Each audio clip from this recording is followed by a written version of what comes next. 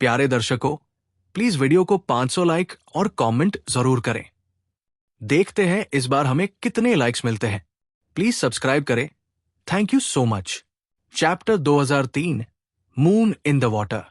जैसे जैसे वो बोल रहा था, उसके गोल्डन क्रैब क्लॉज बार बार खुल और बंद हो रहे थे, जैसे दो बड़े गोल्डन सिजर्स कट कट की आवाज करते हुए। अब तुम मुझसे लड़ने की कोशिश करो। अपनी एबिलिटीज जितना हो सके रिलीज करो। कोई फर्क नहीं पड़ता अगर मुझे चोट लग भी जाए। मैं सिर्फ अपना बॉडी यूज करूंगा, डबल ब्रेक नहीं करूंगा। किंग जिन ली चंगोंग के लिए बहुत कंसिडरेट था, क्योंकि उसकी ताकत इतनी ज्यादा थी कि वो 1 सेकंड में ही उसे खत्म कर सकता था। ली चंगोंग थोड़ा इमोशनल हो गया। किंग जिन उसे एक ऐसे स्वॉर्ड्समैनशिप मास्टर की तरह लग रहा था, जो अपने से छोटे जेनरेशन को पर्सनली गाइड कर रहा हो। ठीक है, योर मैजेस्टी, संभल कर। ली चंगोंग ने तुरंत अपनी कमर से 2 लॉन्ग स्वॉर्ड्स निकाल लिए और अंडर वाटर फेव स्टेप एक्टिवेट कर दिया, जिससे वो किंग जिन के बहुत पास पहुंच गया। I am God's will. उसकी तलवारें सीधे किंग के गोल्डन बॉडी की तरफ जा रही थी, लेकिन उसने बेसिक मैनर्स मेंटेन किए और वाइटल पॉइंट्स पर वार नहीं किया। उसकी तलवारें पानी को बहुत तेजी से चीर रही थी, लेकिन किंग जिन उससे भी ज्यादा तेज था। इतना बड़ा शरीर होते हुए भी वो डीप सी में बड़ी आसानी से स्विम कर रहा था।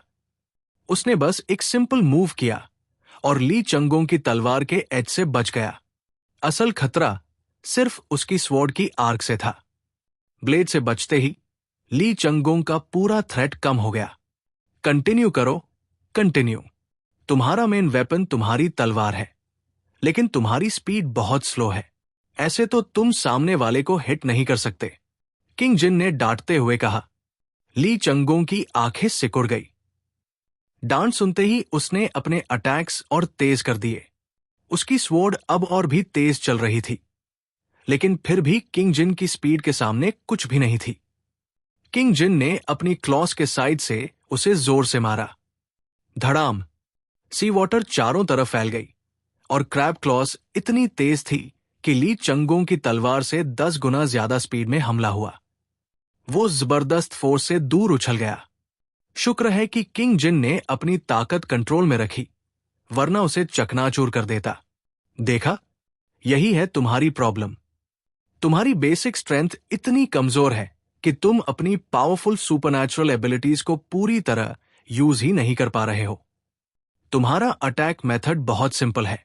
कभी कभी कोई सडन सरप्राइज अटैक काम कर सकता है, लेकिन अगर सामने वाले को तुम्हारी एबिलिटी का अंदाजा हो गया और वो पहला वार डॉज कर गया, तो तुम खत्म हो। तुम्हें एक किलर होना चाहिए, न कि एक फ्रंटल फाइटर।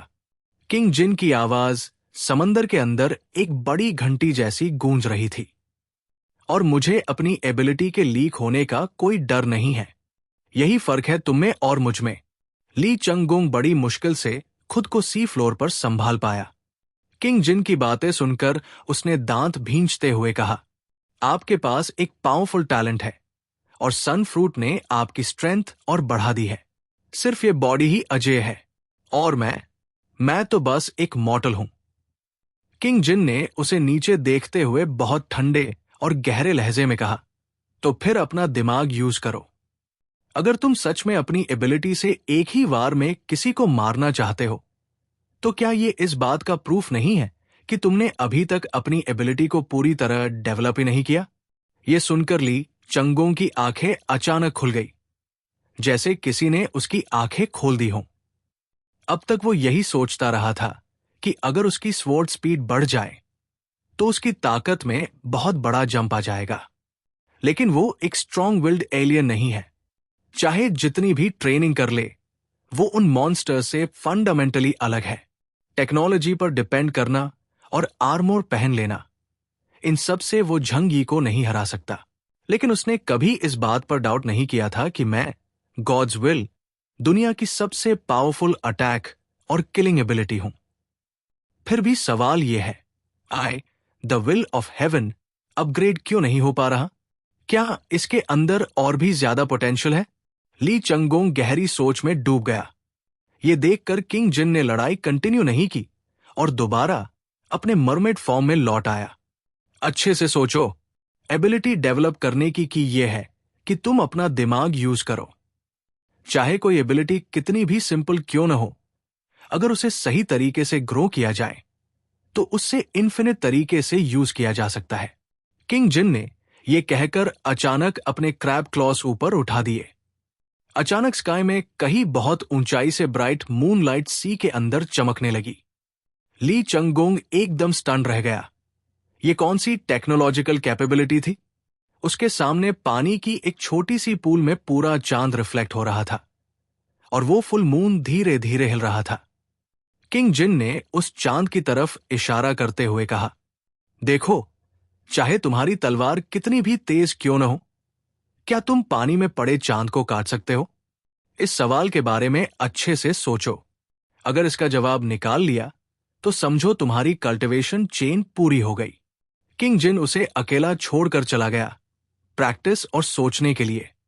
ली चंगोंग बहुत देर तक सोचता रहा।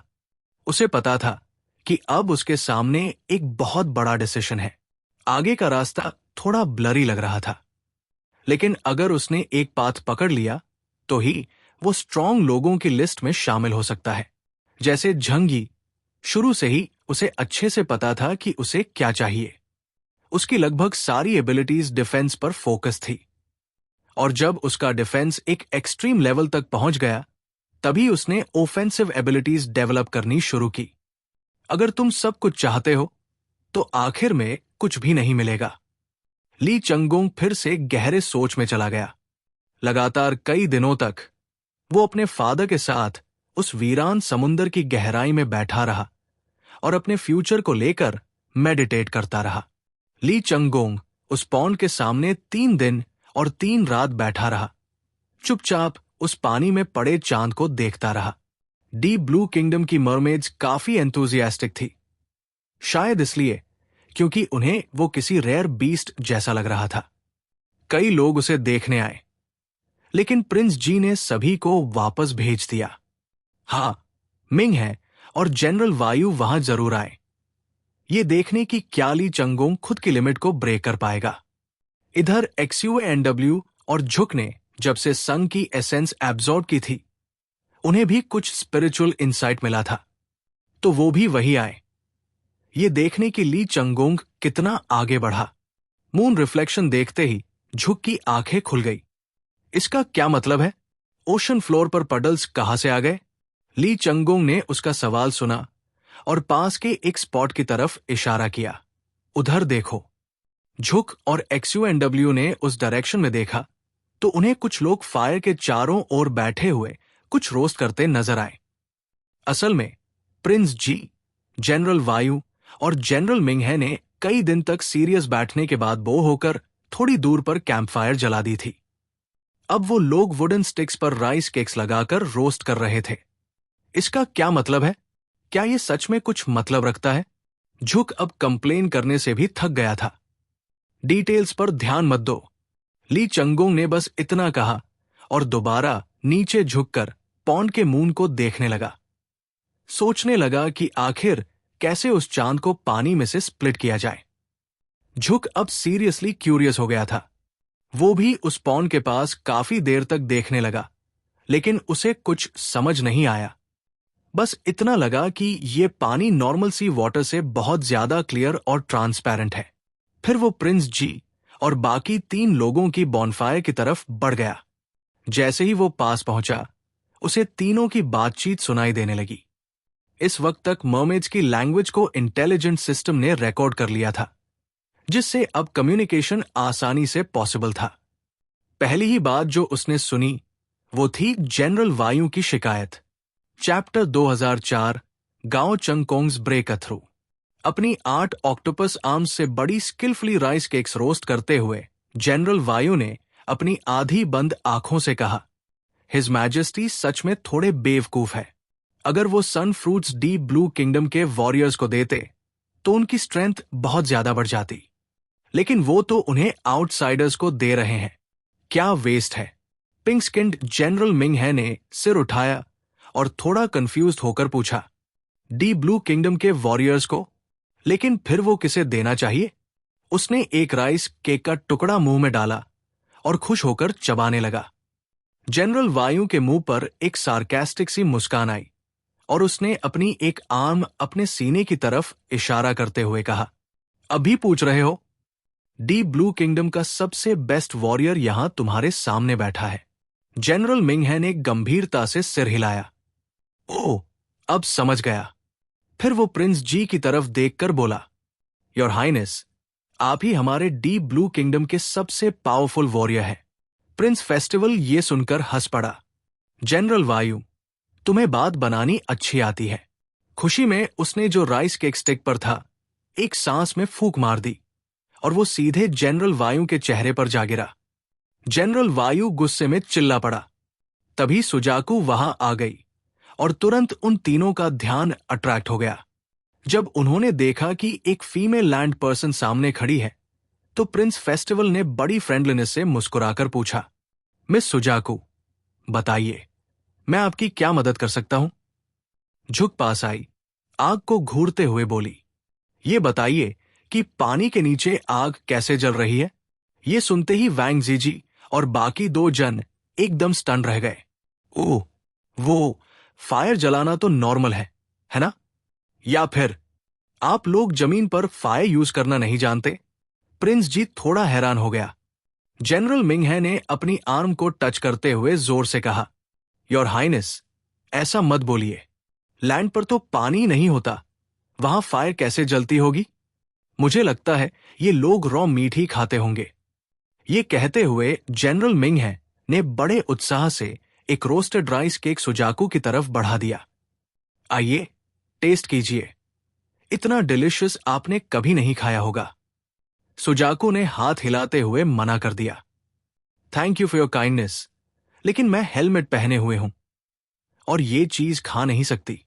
मिंगहे को मजबूरी में पीछे हटना पड़ा। सुजाकू ने कुछ नहीं खाया, लेकिन वो अब भी सीबेड पर जलती आग को लेकर इतनी क्यूरियस थी कि बैठ गई और फ्लेम्स को ऑब्जर्व करने लगी। जैसे जैसे और लोग इकट्ठा हुए, जनरल वायु को लगा कि अब उसे ह्यूमन फीमेल के सामने थोड़ा शो ऑफ करना चाहिए। उसने 2 बार गला साफ किया और फिर अपनी बॉडी से एक म्यूजिकल इंस्ट्रूमेंट निकाला, जो देखने में ह्यूमन रिकॉर्डर जैसा लग रहा था। खा खा, आज का दिन बहुत अच्छा है। सी के नीचे बारिश नहीं हो रही और सब लोग यहां इकट्ठा है, तो क्यों न कुछ म्यूजिक हो जाए सेलिब्रेशन के लिए। सुजाकू ने खुश होकर तालियां बजाईं। हाँ, जरूर, सुनाइए, अंडर वाटर म्यूजिक कैसा लगता है? मैंने सुना है कि मर्मेड्स म्यूजिक बजाने में काफी एक्सपर्ट होते हैं। ये देखकर ओजिस्की और मिंगहे अचानक पीछे हट गए। झुक को ये देखकर थोड़ा कंफ्यूजन हुआ। क्या हुआ? आप लोग ऐसे दूर क्यों भाग गए? वैंग जीजी ने नजरें चुराते हुए कहा। ओह, जनरल वायु, मुझे लगता है ये करना थोड़ा इनएप्रोप्रिएट होगा। मिस सुजाकू गेस्ट है। जनरल मिंगहे तो सीधा मुद्दे पर आ गया। उसने जनरल वायु की तरफ पॉइंटिंग करते हुए गुस्से में बोला, हमें इतनी सफरिंग और टॉर्चर में क्यों डालना चाहते हो? मरमेड के कान भी कान होते हैं। अगर तुमने जबरदस्ती बजाया तो मैं अपने कान फेंक दूंगा। और ये कहकर जनरल मिंगहे ने सच में अपने दोनों कानों को खींचकर निकाल दिया और जमीन पर फेंक दिया। जनरल वायु फ्यूरियस हो गया। कान उठाओ, मैंने कहा, कान उठाओ अपने। समुंदर के नीचे तीनों जायंट्स की वजह से सब कुछ हड़कंप में था, लेकिन फिर भी उस पूरे सीन में एक वार्म और हारमोनियस वाइब थी। उधर ली चंगोंग अब भी उस मूनलाइट से परेशान था। चाहे जितनी बार वो अपनी स्वॉर्ड चलाता, वो चांद के रिफ्लेक्शन को पूरी तरह काट नहीं पाता। लेकिन धीरे धीरे उसे समझ आने लगा कि किंग जिन असल में उसे क्या समझाना चाह रहा था। उसे याद आया जब वो पहले वैंग जिसाई जैसे किसी पावरफुल इंसान से भिड़ा था, तब उसकी ability I am God's will एकदम बेकार लग रही थी। किंग जिन मुझे पानी में पड़े चांद को नहीं, बल्कि मूनलाइट को खोलने के लिए कह रहा था। वो चाहता था कि मेरी एबिलिटी सिर्फ एक पॉइंट तक लिमिटेड ना हो। उसका अल्टीमेट गोल है कि एक ही वार में फैसला हो जाए। अगर ऐसा हो गया तो चाहे मेरी एबिलिटी में कुछ फ्लॉज हों भी, लेकिन अगर मैं एक परफेक्ट मौका पकड़ लूं तो एक सिंगल स्ट्राइक से जीत पॉसिबल है। ली चंगोंग का माइंड एकदम क्लियर हो गया, जैसे किसी ने कोई बंद दरवाजा खोल दिया हो। वो तुरंत भाला, स्पेयर के पास पड़ा एक पुराना सेबर खींच कर निकाला और सीधा पानी में घुसा दिया। मून वैसे का वैसा था, कोई बदलाव नहीं। लेकिन जैसे ही उसने अपनी स्पेशल एबिलिटी को इन्फ्यूज करना शुरू किया, एक जबरदस्त डेथ ऑरा फैलने लगी। पानी की सरफेस पर दरारें दिखने लगी और सी फ्लोर पर जो पॉन्ड था वो एक शैटर्ड मिरर की तरह टूट गया। पाओ को सिर्फ एक पॉइंट पर फोकस करने की बजाय उसे फैलाना होगा। मेरी ब्लेड की शार्पनेस अनब्रेकेबल है। अब बस पाओ को स्प्रेड करके मैसिव डैमेज करना है। जैसे ही मेरी फेथ फैलती है, वो एक वार के बाद भी टारगेट को छोड़ती नहीं, बल्कि एक शैडो की तरफ फॉलो करती है और आसपास की पूरी जगह को डैमेज करती है। अब एक बार स्टैब होना एंड नहीं, बल्कि एक बड़ी डिस्ट्रक्शन की शुरुआत है। डेथ की विल दुश्मन के पूरे शरीर में फैल जाती है जब तक कि वो पूरी तरह से टूट न जाए। अब ली चंगोंग की आंखों में कंफ्यूजन नहीं, क्लैरिटी थी। उसने टूटा हुआ चांद देखा और शांति से कहा, अब समझ गया, इस नई मूव का नाम रखते हैं डेथ ब्लेड। ली चंगोंग और बाकी लोगों ने झंग यी को अपनी रीसेंट जर्नी के बारे में बताया और झंग यी को सिचुएशन का अंदाजा हो गया। असल में डी ब्लू किंगडम हमेशा से सील्ड लैंड में हो रही हलचलों पर नजर रख रहा था। डेविल्स आई असल में कभी एटलांटिस सिटी स्टेट का हिस्सा हुआ करता था। जब ये कॉन्टिनेंट पूरी तरह से एक सी सिटी थी, तब एटलांटिस और डी ब्लू किंगडम के बीच सीधा कनेक्शन था। फिर लाखों साल बाद जब धरती पर बदलाव आया और ये जमीन पर उभर आया, तो अब ये एक लैंड रीजन बन चुका है। लेकिन अब भी वहां से डीप सी में जाने का एक पैसेज बचा हुआ है। ली चंगोंग और बाकी लोग वैंग जीजी के साथ उस जगह की जांच कर रहे थे और तभी उन्हें एटलांटिस के लोग और उलियन एम्पायर के लोग दिखे, जो पहले ही वहां पहुंच चुके थे। वो बस ऑब्जर्व कर रहे थे कि ये लोग क्या करने वाले हैं, और फिर जो आगे हुआ वो सबको पता है। इन दोनों ग्रुप्स ने गोस्ट वॉकर्स के लीडर को और बाकी गोस्ट वॉरियर्स को अलार्म कर दिया, जिसकी वजह से बाद में जो ह्यूमन कॉलिशन डीमॉन्स आई में एंटर हुआ, उन्हें एक मैसिव अटैक का सामना करना पड़ा। असल में ली चंगोंग तो बस झंग यी से कैजुअली मिलना चाहता था, लेकिन तभी उसने नोटिस किया कि उनकी टीम में एक एक्स्ट्रा पर्सन है। जब उसने देखा कि उलियन एम्पायर और एटलांटिस के लोग शैडोज में छुपे हुए हैं, तो उसे शक हुआ और उसने खुद को रिवील नहीं किया। लेकिन जब क्षु पोकोंग ने झंग यी पर चुपके से हमला किया, तब ली चंगोंग ही था जिसने सामने आकर झंग यी को बचाया। झंग यी ने उसे देखा और सिंसियरली बोला, इस बार तुम्हारे हेल्प के लिए मैं वाकई थैंकफुल हूं। ली चंगोंग ने हाथ हिलाते हुए कहा, जब मैं बिल्कुल टूट चुका था, तब तुमने मुझे अपने साथ रखा था, तो ये बस उस फेवर का रिटर्न है। मुझे थैंक करने की जरूरत नहीं है। Chapter 2005 get the intelligence of Wuluyan empire. Yang Jingxin की साइड पर चल रही बैटल अब लगभग खत्म हो चुकी थी। फील्ड में उनकी फाइटिंग पावर पहले से ही बहुत स्ट्रांग थी और बाहर से कई फैक्टर्स का असर भी वुलुयन एम्पायर के सिल्वर आर्मोर्ड जनरल्स की मरैल को तोड़ चुका था। थोड़ी ही देर में वो पूरी तरह हार की तरफ बढ़ने लगे, लेकिन वो लोग बिल्कुल भी सरेंडर करने के मूड में नहीं थे। हुएक्सू किंगडम और वुलुयन एम्पायर के बीच पहले से ही एक मॉर्टल दुश्मनी थी। ऐसे में वो खुद को जलील क्यों करें? लेकिन यांग जिंगसिन उन्हें इतनी आसानी से मरने देना नहीं चाहती थी। जब उसे लगा कि बैटल अब खत्म होने ही वाली है, तो उसने धीरे धीरे अपना हाथ उठाया और उसके पीछे एक ह्यूज फॉलन एंजल पपेट उभर आया। लेकिन इस बार का फॉलन एंजल पपेट पहले जैसा नहीं था। इस बार उसके अंदर की फेट एनर्जी बहुत ज्यादा इंटेंस थी और उसका शैटर्ड बॉडी और भी ज्यादा साफ दिख रहा था। वो अब किसी सुपरनैचुरल पावर से बना इल्यूजन नहीं लग रहा था, बल्कि किसी रियल फॉलन गॉड जैसा लग रहा था। खासकर उस पपेट के पीछे शैडो में जो एक जोड़ी सफेद नरम सी हाथों जैसी आकृति उसे पकड़ रही थी। वो बिल्कुल यांग जिंगसन के हाथों जैसी लग रही थी। यांग जिंगसन ने बो और एरो खींचने की पोज ली और उसका फॉलन एंजल पपेट भी वैसा ही करने लगा। उस मैसिव कर्व्ड बो पर ब्लैक एनर्जी से घिरे 10 तीर प्रकट हो गए।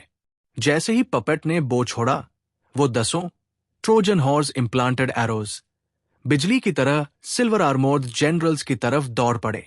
ये एरोज इतने तेज थे कि already suppressed silver armoured generals कुछ भी रिएक्ट नहीं कर पाए और डायरेक्ट उन एरोज से स्ट्राइक हो गए। जैसे ही वो पिच ब्लैक एरोज उनके शरीर में घुसे, वो तुरंत गायब हो गए और यांग जिंगसन की ट्रोजन हॉर्स रूल ने उनके शरीर को पूरी तरह से कंट्रोल में ले लिया। यांग जिंगसन की ट्रोजन हॉर्स एबिलिटी किसी भी मटेरियल वर्ल्ड की चीज में इन्वेड कर सकती है, चाहे वो ऑर्गेनिक लाइफ हो या इनऑर्गेनिक मैटर। सिर्फ 1 सेकंड में ही वो 6 सिल्वर आर्मोर्ड जनरल्स उसके पपेट बन चुके थे। झंग यी ने वैंग जीजी और बाकी लोगों से कहा, थोड़ी देर के लिए रुकिए, मैं अभी आता हूं। इतना कहकर उसने एक कदम बढ़ाया और स्पेस ट्रैवल करके सीधे यांग जिंगसन की तरफ पहुंच गया। बैटल जीतने के बाद फैटीग शू का चेहरा एक्साइटमेंट से भरा हुआ था। अब वो बैटलफील्ड के एनवायरनमेंट के साथ पूरी तरह एडजस्ट हो चुका था।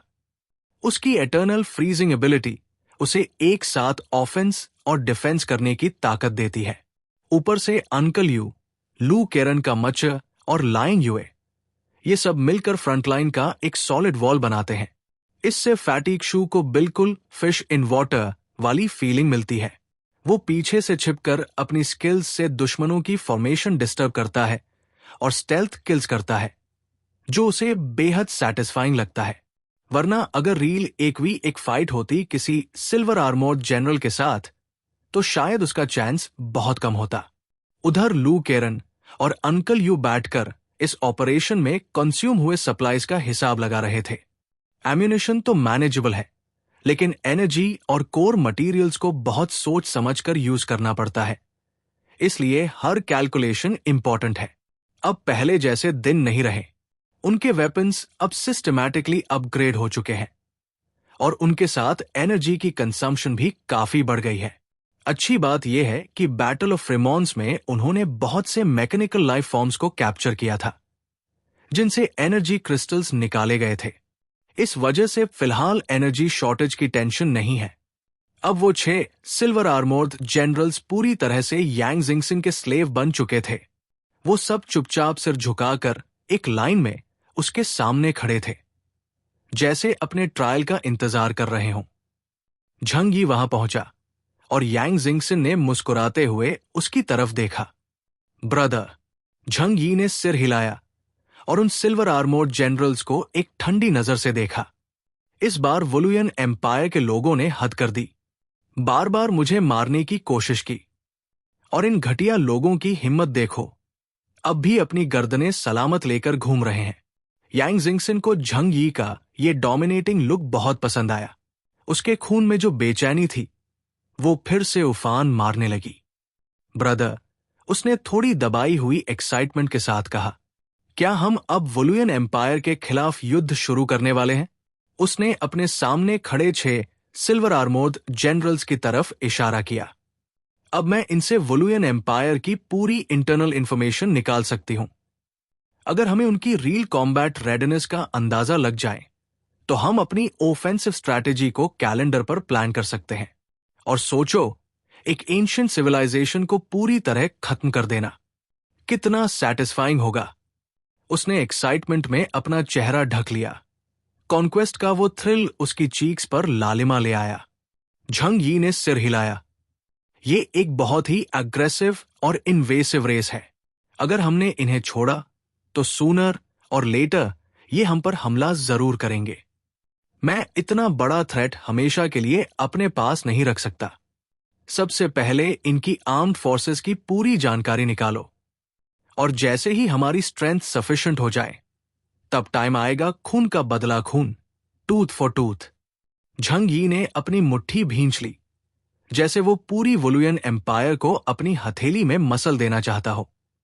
इस बार अगर ली चंगोंग और बाकी लोग टाइमली सपोर्ट न करते तो क्लॉद और पोकोंग का कंबाइंड हमला झंग यी को सीरियस नुकसान पहुंचा सकता था।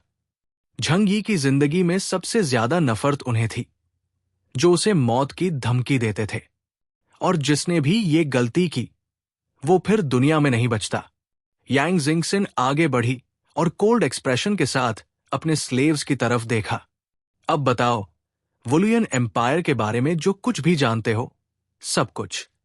झंग यी ने यांग जिंगसिन और बाकी लोगों से कहा कि वो इस टास्क को कामली और धीरे धीरे हैंडल करें, क्योंकि इतनी गहरी इंटेलिजेंस गैदर करने में टाइम लगेगा, और ये जो जानकारी मिलेगी वो ली चंगोंग, XUNW और बाकी लोगों के साथ शेयर नहीं की जाएगी। इसलिए झंग यी आगे बढ़ा और वैंग जीजी और उसके साथियों से मिलने गया, ये जानने की उनका नेक्स्ट स्टेप क्या है। ओ जीजी, तुम तो यही के नेटिव हो, मैं उम्मीद करता हूं कि तुम हमें कुछ गाइडेंस दे सको कि अब हमें क्या करना चाहिए। झंग यी अपने मिशन को नहीं भूला था।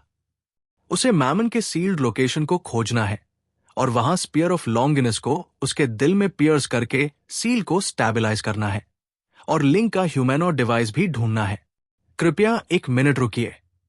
वैंग जीजी ने ये कहते हुए अपनी कपड़ों के अंदर हाथ डाला और एक फिश स्किन पेपर रोल बाहर निकाला और उसे धीरे धीरे खोल दिया।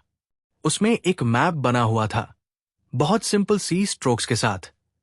फिर उसने मुस्कुराकर कहा, अगर हम इस वीक वाटर अबिस को क्रॉस कर लें तो सीधे मैमन के सील्ड लोकेशन पर पहुंच सकते हैं। मेरे पिता ने बताया था कि वहां एक बहुत बड़ा वैली है और मैमन उसी वैली के नीचे फंसा हुआ है। वीक वाटर अबिस को पार करने के लिए एक स्पेशल मेथड चाहिए, लेकिन हम सी क्लैन वाले जो सील्ड प्लेस के गार्डियन हैं, इस रिस्ट्रिक्शन से मुक्त है। सही टाइम पर हम आपको वहां पहुंचा देंगे। ये सुनकर झंग यी ने कहा, 1 मोमेंट रुको। वो सीधा ऊपर की तरफ उड़ गया, कोशिश कर रहा था कि वो इस दुनिया के सबसे ऊंचे पॉइंट तक पहुंच जाए। लेकिन ये पूरा स्पेस मैमन के ड्रीम से बना हुआ है और एक इन्फिनिट केओस की स्टेट में है।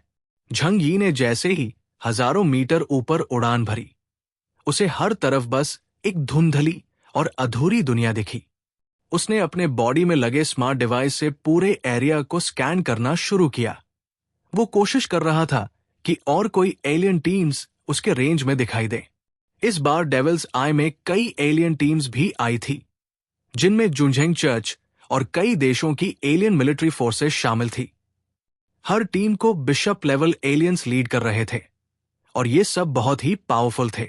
Chapter 2006 uncle use thoughts. अगर सील्ड प्लेस तक पहुंचना है तो सी क्लैन के साथ जाना काफी रिस्क कम कर सकता है। आखिर झंग यी को अब साफ पता चल चुका था कि उस पर हमला करने वाले लोग वुलियन एम्पायर से थे।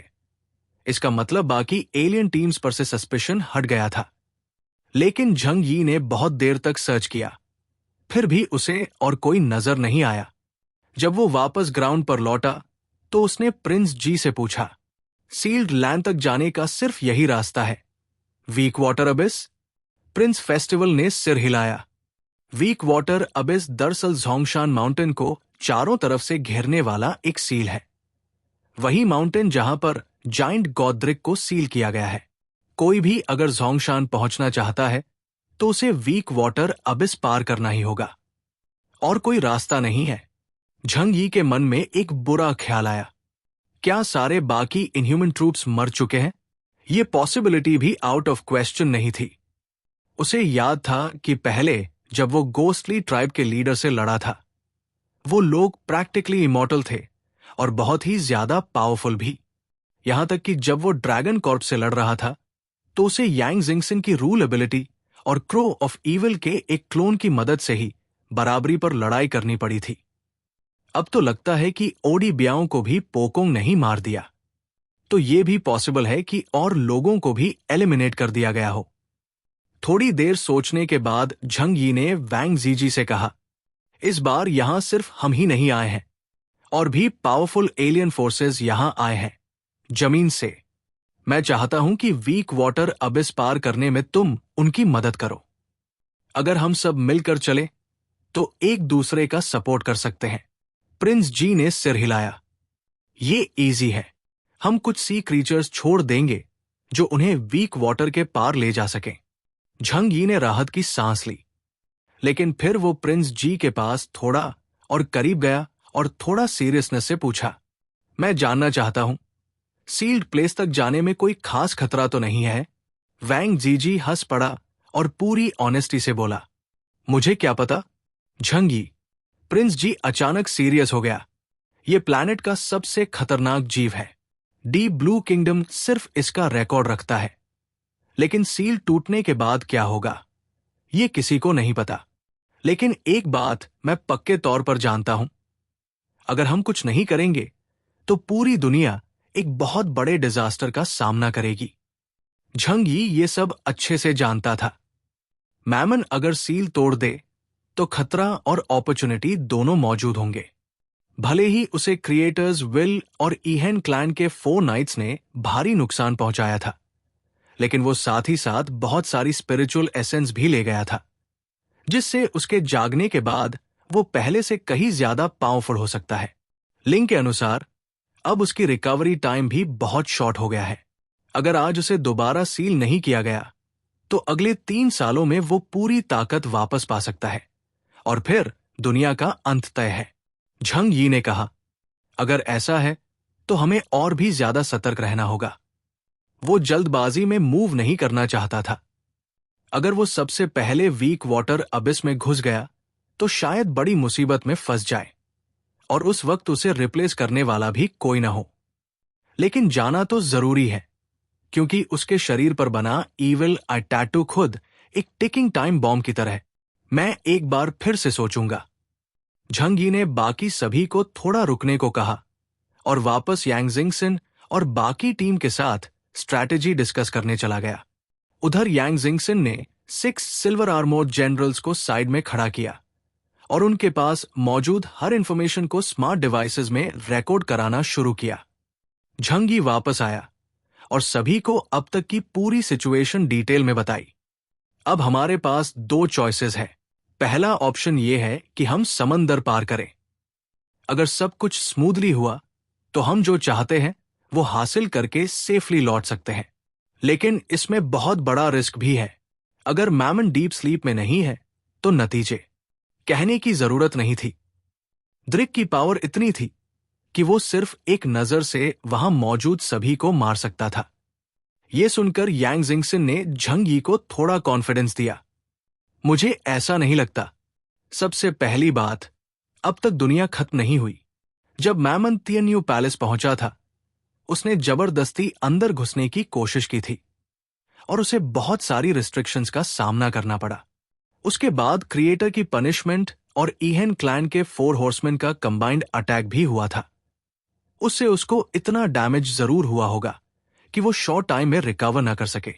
अगर मैमन में अभी भी थोड़ी सी भी क्लैरिटी होती तो गोस्ट लीडर्स यू माइंडलेस और इंस्टिंक्टिव बिहेवियर नहीं दिखाते। लीडर ऑफ द डार्क असल में मैमन की ड्रीम स्टेट में उसकी सेल्फ विल का प्रोजेक्शन था। उनके कमजोर और अनकोऑर्डिनेटेड एक्शंस खुद मैमन की विल पावर में मची उथल पुथल को दिखाते हैं। यांग जिंगसन की बात सुनकर झंग यी ने सिर हिलाया और उसे थोड़ी राहत महसूस हुई। दूसरा तरीका यह है कि हम यही रुकें और देखें कि बाकी फोर्सेस के लोग अब भी जिंदा है या नहीं। अगर और लोग मिल जाते हैं तो हम एक साथ एक्शन ले सकते हैं और किसी भी खतरे में कलेक्टिव स्ट्रेंथ ज्यादा काम आएगी। आप लोग क्या सोचते हो? झंग यी ने अपने दोनों हाथ क्रॉस करते हुए सबकी राय जानी चाहिए। आगे का रास्ता अनजान था और वो भी देखना चाहता था कि शायद किसी के पास कोई अच्छा सुझाव हो। सब लोग सोच में पड़ गए। तभी यांग जिंगसन ने एक सिल्वर आर्मोर्ड जनरल को बुलाया और पूछा, क्या वुलुयन एम्पायर के पास इस सील्ड जगह से जुड़ी कोई जानकारी है? सिल्वर आर्मोर्ड जनरल थोड़ा कंफ्यूज दिखा। वुलुयन एम्पायर के इतिहास में पावरफुल द्रिक स्पीशीज का जिक्र जरूर है।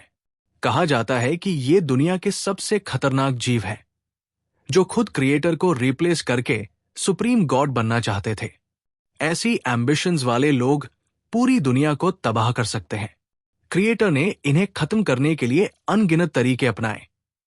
यहां तक कि इंसानों की नई नई जनरेशन्स बनाई गई सिर्फ इन्हें टारगेट करने के लिए। लेकिन इन प्रजातियों को सिर्फ सील किया जा सकता है, मारा नहीं जा सकता। वजह किसी को नहीं पता और उनके सील के बारे में कोई डिटेल्ड इन्फो हमें नहीं दी गई। यांग जिंगसिन की भौहें सिकुड़ गई। वुलुयन एम्पायर के पास जरूर कुछ इंपॉर्टेंट हिस्टोरिकल डॉक्यूमेंट होंगे, लेकिन सिल्वर आर्मोर जनरल जैसे रैंक पर शायद वो एक्सेसिबल नहीं है। झंग यी ने थोड़ी कड़वी मुस्कान के साथ कहा, असल में तो पोकों को पकड़ कर लाना चाहिए था, फिर टॉर्चर करके मारना। लेकिन बेशक ये बस मजाक था। पोकों के साथ फाइट में झंग यी को अपनी पूरी ताकत झोंकनी पड़ी थी। स्लाइटेस्ट हेजिटेशन भी उसके लिए जानलेवा हो सकता था। यांग जिंगसिन अब सोच में पड़ गई। वो चिन पर हाथ रखकर सारे प्रोज एंड कॉन्स तौल रही थी। अभी की सिचुएशन में ड्रोन या मैकेनिकल लाइफ फॉर्म्स भेजना पॉसिबल नहीं था। लू केरन ने यह कोशिश पहले की थी, लेकिन ड्रोन कुछ ही मीटर ऊपर जाकर गिर गया। वीक वाटर अबिस में एक स्पेशल एनर्जी फील्ड है जो सी क्लैन के अलावा बाकी सबको अफेक्ट करता है। लेकिन तभी अंकल यू मुस्कुराते हुए आगे आया। मुझे नहीं लगता कि हमें इस काम को इतना कॉम्प्लिकेटेड बनाने की जरूरत है। इसका एक बहुत ही सिंपल सोल्यूशन है। झंग यी और यांग जिंगसिन दोनों अंकल यू की तरफ हैरानी से देखने लगे। अंकल यू कोई स्ट्रैटेजिस्ट नहीं था, तो क्या सच में उसके पास कोई सॉलिड प्लान है? सबके मन में थोड़ा डाउट जरूर था, लेकिन फिर भी चेहरे पर रिस्पेक्ट बनाए रखा। अंकल यू, आपके पास कोई अच्छा आइडिया है? अंकल यू हल्के से मुस्कुराया और बोला, मैं पहले आर्मी में स्काउट था। जब भी ऐसा सिचुएशन आता था जहां एनिमी की कंडीशन अननोन हो, तो हम क्या करते थे? सिंपल, किसी को भेज दो अंदर स्काउटिंग के लिए, वो वापस आकर इंटेल दे देगा। Chapter 2007 I'll go explore the road first। उसने अपने बड़े हाथों से छाती पर जोर से थपथपाया और कहा, झंगी, तुम्हें आगे के खतरे की चिंता हो रही है और तुम नहीं चाहते कि पूरी टीम सीधे आगे बढ़े, तो क्यों न मैं स्काउट बनकर आगे रास्ता एक्सप्लोर कर लूं? जब दूसरी तरफ की सिचुएशन कंफर्म हो जाएगी, तब तुम्हें रिपोर्ट दूंगा। अगर कोई खतरा नहीं हुआ, तो बाकी सब भी रिवर पार कर लेंगे। झंग यी का दिल एक पल के लिए रुक गया। यह तो सीधा मतलब था कि अंकल यू अपनी जान खतरे में डालकर आगे रास्ता चेक करने जा रहा है। नो, झंग यी ने बिना किसी हेजिटेशन के सीधे मना कर दिया। उसकी भौहें सिकुड़ गई और आवाज में फर्मनेस आ गई। ये मजाक नहीं है। अपने ही साथियों की जान को खतरे में डालकर एक्सप्लोरेशन नहीं किया जाता। आगे से इस तरह की बात मजाक में भी मत करना। 3 साल की अपोकैलिप्स जर्नी में जो फीलिंग्स और बॉन्ड्स बने थे, उन्हें झंग यी इतनी आसानी से छोड़ नहीं सकता, वो चाहे किसी भी आउटसाइडर के लिए कोल्ड और रूथलेस क्यों न हो। लेकिन जो लोग उसके पास हैं, उनके लिए वो हमेशा सिंसियर रहता है, क्योंकि इसी ब्रोकन वर्ल्ड में सिर्फ दोस्त, परिवार और प्यार ही वो है जो उसे थोड़ी वार्मथ दे सकते हैं। अंकल यू जानता था कि झंग यी कभी अग्री नहीं करेगा, लेकिन फिर भी वो हंसा और बात को ज्यादा सीरियसली नहीं लिया। झंग यी, बच्चों जैसी बात मत करो। इस बार जो हम फेस करने जा रहे हैं, वो शायद इतिहास का सबसे खतरनाक अस्तित्व होगा, है ना? यहां तक कि तुम भी गारंटी नहीं दे सकते कि तुम सेफ लौटोगे। मैं आर्मी से हूं। जब फौज लड़ाई में जाती है, तो ये कभी गारंटी नहीं होती कि सब जिंदा लौटेंगे। फाइनल विक्ट्री पाने के लिए जरूरी होता है कि कुछ कुर्बानियां दी जाए। वो झंग यी के पास आया और अपने स्ट्रॉन्ग आर्म्स उसके कंधे पर रखते हुए जोर से उसका हाथ दबाया।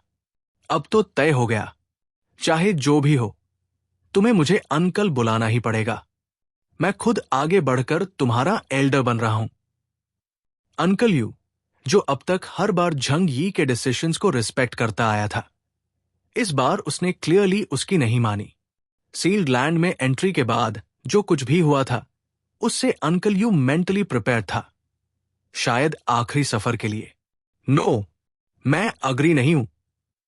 ये बात भूल ही जाओ, झंग यी ने गहरी भौहों के साथ कड़क आवाज में कहा। टीम का बॉस मैं हूं और तुम्हें मेरी बात माननी पड़ेगी। यांग जिंगसन ने सिर झुका लिया। उसने कुछ नहीं कहा, क्योंकि वो भी समझ गई थी कि अभी के हालात में किसी एक को स्काउट बनाकर पहले भेजना ही सबसे सही ऑप्शन है। ये ना सिर्फ रिस्क मिनिमाइज करेगा, बल्कि सही मौके को भी खोने से बचाएगा। आखिर वो बाकी टीम से काफी आगे है। झंगी, अंकल यू अचानक गंभीर हो गया और सीधे उसकी आंखों में देखता हुआ बोला, क्योंकि तुम टीम के लीडर हो, इसलिए तुम्हें चुनना आना चाहिए। आगे चलकर तुम्हें और भी बड़ी टीम और ज्यादा लोगों को लीड करना होगा। अगर तुम सब कुछ अपने पास रखना चाहोगे तो आखिर में तुम्हारे पास कुछ नहीं बचेगा। और फिर ऐसा भी नहीं कि मैं रिवर पार करके खत्म ही हो जाऊंगा। मैं बस रास्ता चेक करने जा रहा हूं और मैं पूरा केयरफुल रहूंगा। उसने अपने हैवी आर्मोर को दिखाया। मैं अभी काफी स्ट्रांग हूं, है ना?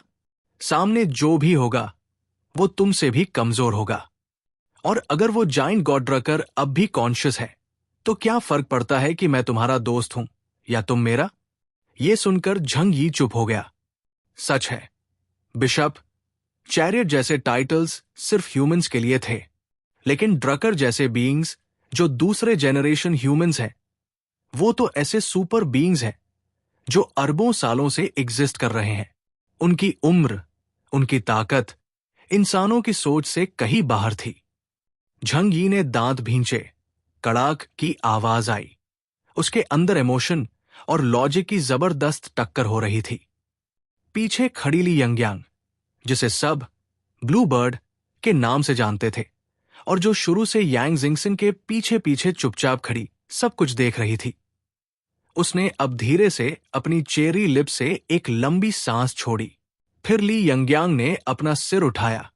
उसकी आंखों में सॉफ्टनेस तो थी, लेकिन साथ ही एक गहरा डिटर्मिनेशन भी था। अगर समंदर पार करके इंटेल इकट्ठा करने की जरूरत है तो मुझे भी साथ ले चलिए।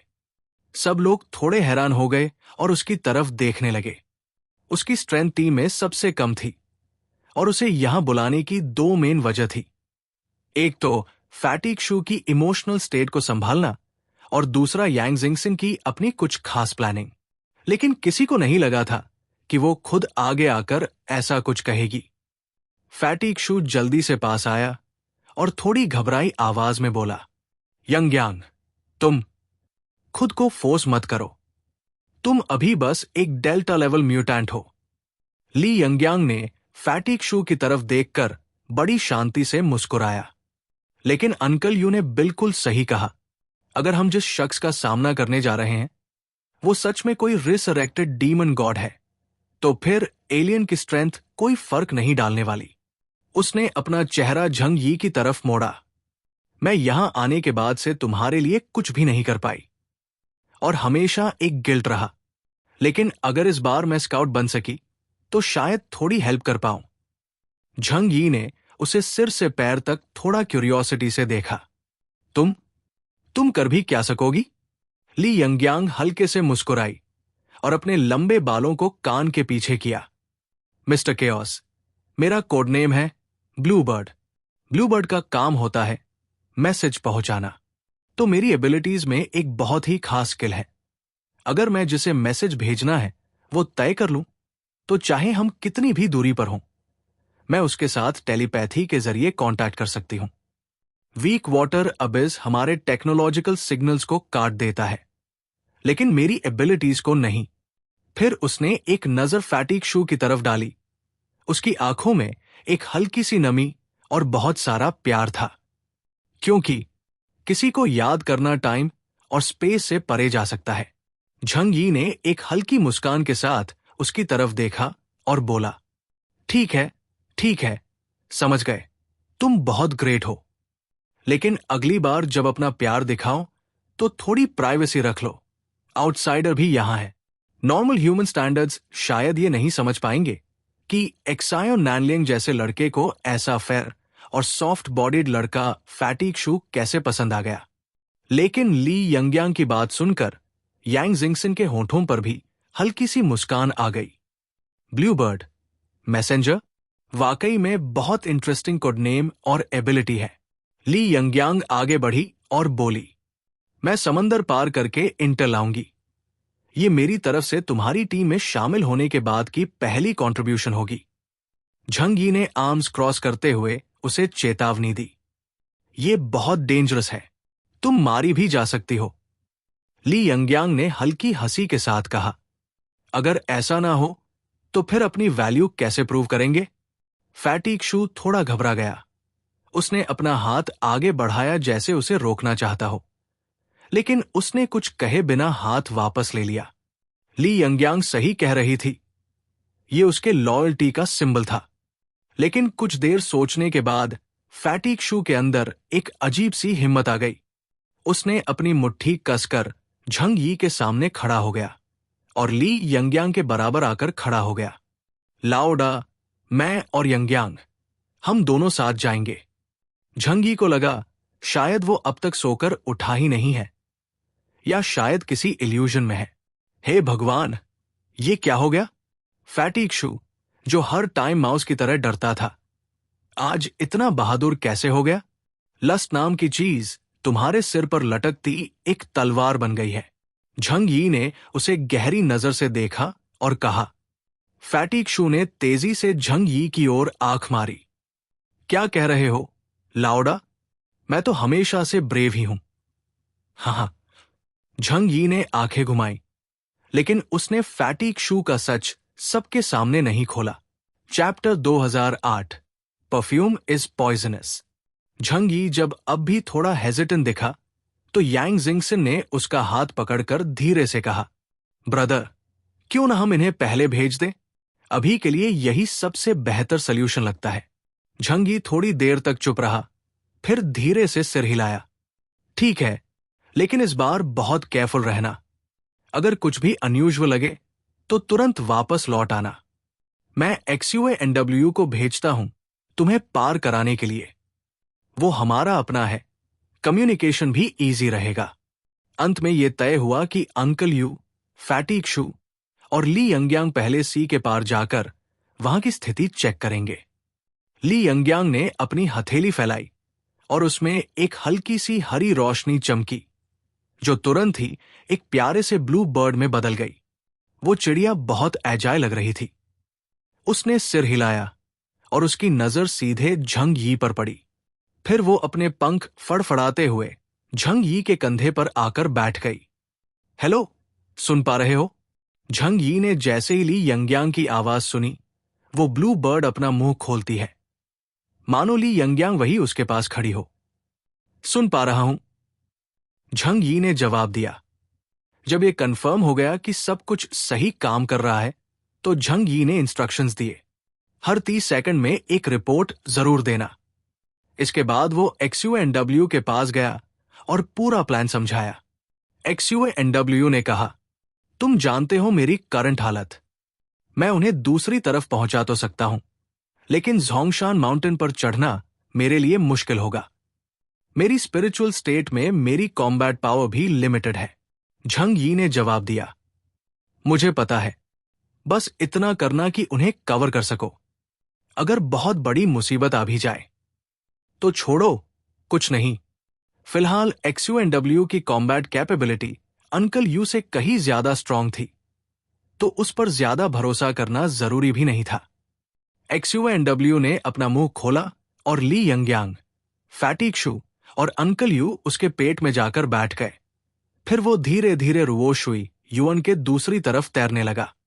झंग यी ने प्रिंस जी से कहा, योर हाइनेस, आगे शायद और एलियंस यहां पहुंचे, लेकिन हम सब अलग अलग देशों से हैं। अभी भले साथ काम कर रहे हैं, लेकिन हमारे कुछ सीक्रेट्स ऐसे हैं जो हमें प्राइवेट रखने होंगे। जब वो लोग आए तो मैं चाहता हूं कि आप हमारे बारे में कुछ न बताएं। प्रिंस जी ने सिर हिलाया, हम लैंड पीपल के इंटरनल मैटर्स में दखल नहीं देंगे। झंग यी को अब जाकर थोड़ा सुकून मिला।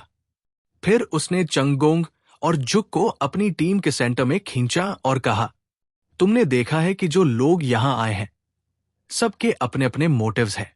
मैमन को सील करना सिर्फ एक बहाना है, असल में तो सबके इरादे और फायदे के लिए है। मुझे डर है कि सील पूरा होने के बाद वही लोग हमारे खिलाफ खड़े हो सकते हैं, तो अभी से ज्यादा बात मत करना, मैं सब मैनेज कर लूंगा, समझे? झंगी की तेज नजरों के आगे चंगोंग और झुक ने चुपचाप सिर हिलाया। असल में झंगी अब इस इंफॉर्मेशन गैप का फायदा उठाना चाहता था और एक कंट्रोल्ड केओस क्रिएट करने का प्लान कर रहा था। उसे अब पूरी तरह पता है कि उस पर स्नीक अटैक करने वाले वुलुयन एम्पायर के लोग थे, लेकिन बाकी एलियन टीम्स को यह बात नहीं मालूम। अगर कोई झगड़ा होता भी है तो झंगी विक्टिम बनकर बाकी टीम्स को एक दूसरे से सस्पिशियस बना सकता है। आखिर में जब उसे लिंक का ह्यूमैनॉइड डिवाइस मिल जाएगा तो बाकी लोग शायद उसे यूं ही नहीं जाने देंगे। सबने लिंक की ताकत देखी है और वो कितनी डेंजरस है ये सब जानते हैं। रुओशुई की गहराई में XUA-NW का विशाल शरीर धीरे धीरे एक पत्ते की तरह समुद्र में तैरता जा रहा था। काली और अनंत सी की कोई सीमा नहीं थी। कोस्ट छोड़ने के बाद बहुत जल्दी ऐसा लगने लगा जैसे चारों तरफ बस अंतहीन अकेलापन फैला हुआ हो। ब्लूबर्ड हर 30 सेकंड में अपडेट भेज रही थी। समंदर इतना विशाल लग रहा था कि पता ही नहीं चल रहा था दूसरी तरफ कब पहुंचा जाएगा। फैटिग शू की शुरुआत में जो जोश और हिम्मत थी वो अब धीरे धीरे टाइम के साथ घुलती जा रही थी और उसके दिल में एक हल्की सी बेचैनी घर करने लगी थी। उसने एक नजर बगल में बैठी ली यंगयांग पर डाली, लेकिन वो तो एकदम शांत लग रही थी। लॉन्गमिंग मेडिकल स्कूल की ऑफिसर होने के नाते उसने प्रोफेशनल ट्रेनिंग ली थी। उसकी मेंटल स्टेबिलिटी फैटिग शू से कहीं ज्यादा थी। फैटिग शू उसकी प्रोफाइल को देखता रहा। उसके सिल्की लंबे बाल पीछे की ओर बिखरे थे और उसका चेहरा बिल्कुल फ्लॉलेस था। शायद ये किसी टेक्नोलॉजिकल या मैनुअल ट्रांसफॉर्मेशन का असर था, लेकिन फैटिग शू को इससे कोई फर्क नहीं पड़ता था। उसे सिर्फ ये चाहिए था कि वो खूबसूरत दिखे, बस। ठीक वैसे ही जैसे उसकी चेस्ट की भव्यता, फैटिग शू को बस उसमें वार्मथ महसूस हो और बाकी सब मैटर नहीं करता। फैटिग शू के दिल में ये सोचते सोचते डर उठने लगा कि इस मिशन में न जाने क्या होगा, कहीं जान न चली जाए। लेकिन उसके मुकाबले अंकल यू और ली यंगयांग दोनों ही बिल्कुल नॉर्मल थे। एक्सप्रेशन में कोई खास चेंज नहीं। अंकल यू अपने पूरे इक्विपमेंट की जांच कर रहा था, यह कंफर्म करने के लिए कि उसकी कॉम्बैट एबिलिटी पीक पर रहे। उसके पास एक छोटा सा लव डेथ ग्रिम रीपर भी था, लेकिन उसकी यूसेज बहुत लिमिटेड थी। वो या तो रिमोटली एक्टिवेट किया जा सकता था या सेल्फ डिस्ट्रक्शन के लिए, और उसे बहुत केयरफुली प्लेस करना पड़ता था। फैटिग शू थोड़ा खिसक कर ली यंगयांग के पास आया और बड़ी सॉफ्टली अपनी भारी हथेली उसके कंधे पर रख दी। यंगयांग। ली यंगयांग ने उसकी तरफ मुड़ी और उसे एक जेंटल मुस्कान दी। चुन ले, क्या हुआ? फैटिग शू ने गहरी सांस ली। ये सफर बहुत खतरनाक है, हो सकता है हम में से कोई भी वापस न लौटे। लेकिन वो अपनी बात पूरी कर भी नहीं पाया था कि अचानक उसे अपने होठों पर कुछ ठंडा और मुलायम महसूस हुआ। ली यंगयांग की पतली और नाजुक उंगलियां उसके होठों पर आ गई और उसकी आंखों में हल्का सा गुस्सा था। बकवास मत करो, हम सब सही सलामत वापस आएंगे। फैटिग शू ने शीपिश तरीके से हंसते हुए सिर हिलाया। हाँ, ठीक है, बस हम कई सालों से एक दूसरे को जानते हैं। सच कहूं तो गेम में तुम्हें कुछ इक्विपमेंट देने और मैप क्लियर कराने के अलावा मैंने तुम्हें कभी कोई रियल लाइफ गिफ्ट नहीं दिया। इतना कहते हुए उसने धीरे से अपने कोट के अंदर हाथ डाला और एक छोटी सी एक्सक्विजिट बॉटल बाहर निकाली और थोड़े शर्माते हुए उसे ली यंगयांग की तरफ बढ़ाया। मैंने बहुत टाइम लगाकर ये केयरफुली चुना है तुम्हारे लिए, उम्मीद है तुम्हें पसंद आएगा। ली यंगयांग ने वो बॉटल ली और ध्यान से देखा। उसकी प्यूपिल्स हल्की सी फैल गई और उसके चेहरे पर एक अजीब सी लालिमा छा गई। इतनी रात को और इस जगह पर तुम मुझे ये चीज दे रहे हो? अगर देना ही था तो लौटने के बाद देते। फैटिग शू ने सिर खुजाया। उसे भी अब लगने लगा कि शायद टाइमिंग थोड़ी अजीब थी। इस टाइम पर परफ्यूम देना थोड़ा ड्रामा सा लग रहा था। असल में उसने झू केयर, यांगसिया और कई और लोगों से कंसल्ट किया था और फिर एक हाइंड परफ्यूम केयरफुली चुना था, लेकिन हिम्मत ही नहीं हुई कभी देने की। और आज आखिरकार उसने मैन बनकर करेज दिखा ही दिया। ठीक है, हम जरूर सेफ लौटेंगे और फिर मैं तुम्हारे लिए खुद इसे लगाऊंगा। फैटी शू ने सर उठाया और एक ब्राइट मुस्कान दी, लेकिन जैसे ही उसकी नजर ली यंगयांग के हाथ में पकड़ी उस बॉटल पर गई, उसकी मुस्कान जैसे जम गई। अगले ही पल उसका चेहरा एकदम सफेद पड़ गया और फिर कुछ ही सेकंड में ऐसा लगा जैसे उसका पूरा सिर भाप में उबले सुअर की तरह लाल हो गया हो। चैप्टर 2009 ज़ोंगशान। जिस बॉटल को फैटी शू ने अभी कुछ देर पहले ली यंगयांग को दिया था, उस पर लिखा था ओकामोटो ह्यूमन ल्यूब्रिकेशन और कुछ नियॉन में चमकते हुए बिल्कुल बेहुदे शब्द। फैटी शू ने जल्दी से अपनी जेब में हाथ डाला और उसे एक और वैसी ही साइज की बॉटल मिली। फैटी शू इंटरनली, हे भगवान, ये क्या कर दिया मैंने? फैशन वाला परफ्यूम किसी और चीज से कैसे कंफ्यूज हो गया? मैं असल में फैटी शू बुरी तरह हकलाने लगा। उसे समझ ही नहीं आ रहा था कि अब क्या बोले। ली यंगयांग ने सिंपैथी के साथ उसकी तरफ देखा और मुस्कुराकर कहा, अगर तुम एक्सप्लेन नहीं भी करोगे तो भी मैं समझ जाऊंगी तुम्हारा मतलब। आखिर हम इतने टाइम से साथ हैं और अब वक्त भी आ गया है ना? ये कहते हुए उसने अपना मुंह हाथ से ढका और धीरे से हंसी और फिर फैटी शू को एक शरारती नजर से देखा। लेकिन मुझे नहीं लगा था कि तुम इतने बोल्ड हो, वो भी अंकल यू के सामने ये सब। फैटी शू का चेहरा और भी ज्यादा लाल हो गया। उसका दिमाग जैसे एकदम ब्लैंक हो गया। उधर अंकल यू ने एक साइड ग्लांस मारा, फिर हल्का मुस्कुराया, अपने बड़े दांत दिखाते हुए बोला, जवान होना भी अच्छी चीज है। फैटी शू अब कुछ भी नहीं बोल पाया, बस ऐसे बिहेव करने लगा जैसे उसे कुछ याद ही नहीं, और उम्मीद कर रहा था कि शायद ये ऑकवर्ड सीन दोनों के दिमाग से जल्दी मिट जाए। पता नहीं कितनी देर बीती, तभी दूर समंदर में एक काला सा बिंदु दिखाई दिया। XUANWU की आवाज आई। वो रहा ज़ोंगशान, मैमन, जो मेसियानिक सेक्ट के 7 डीमन किंग्स में से एक है। हुएक्सू किंगडम की एंशिएंट मिथोलॉजी में उसे झुलों के नाम से जाना जाता है। ये नाम मिथोलॉजी में एक बहुत हाई रैंकिंग गॉड के तौर पर आता है। यहां तक कि कियोटिक मिथ सिस्टम में भी एक थ्योरी है कि वो गॉड ऑफ क्रिएशन है। ये बात सुनने में भले ही आज के साइंस के हिसाब से अनबिलीवेबल लगे, लेकिन इससे ये तो पता चलता है कि एंशिएंट लोग उसे कितना पावरफुल और डिवाइन मानते थे। और वही ज़ोंगशान उसी का रेजिडेंस था। अब अंकल यू, ली यंगयांग और फैटी शू तीनों के एक्सप्रेशंस सीरियस हो गए।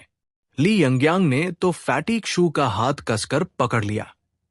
XUANW ने अब अपनी स्पीड धीमी कर दी और चारों ओर ज़ोंगशान के मूवमेंट्स को ऑब्जर्व करने लगा। आखिर ये वीक वाटर अबिस है, एक ऐसी अबिस जहां कभी भी कोई महाविनाशक खतरा सामने आ सकता है।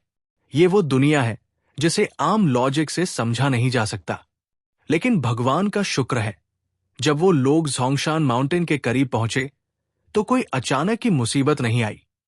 वो माउंटेन एकदम काला था, ऐसा काला कि उसमें कोई दूसरा रंग नहीं था।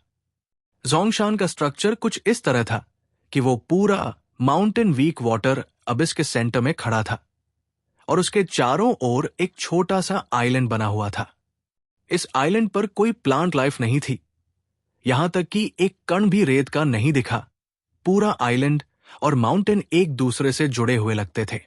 अंकल यू और बाकी दोनों ने धीरे से XUANW की पीठ से उतरकर आइलैंड पर कदम रखा और XUANW की स्पिरिट अब भी उनके साथ साथ थी। झंगी के इंस्ट्रक्शंस के अनुसार XUANW को उनकी निगरानी करनी थी और अगर कुछ भी गलत होता तो वो तुरंत तीनों को वापस लेकर आता। आइलैंड पर उतरते ही सामने कोई क्लियर रास्ता नहीं था, बस एक विशाल काला माउंटेन खड़ा था। अंकल यू ने अपने सभी स्मार्ट डिवाइसेस एक्टिवेट कर दिए, सराउंडिंग को स्कैन करने और हर चीज को रिकॉर्ड करने के लिए। पहले इस आइलैंड का चक्कर लगाते हैं, देखते हैं कुछ क्लूज मिलते हैं या नहीं।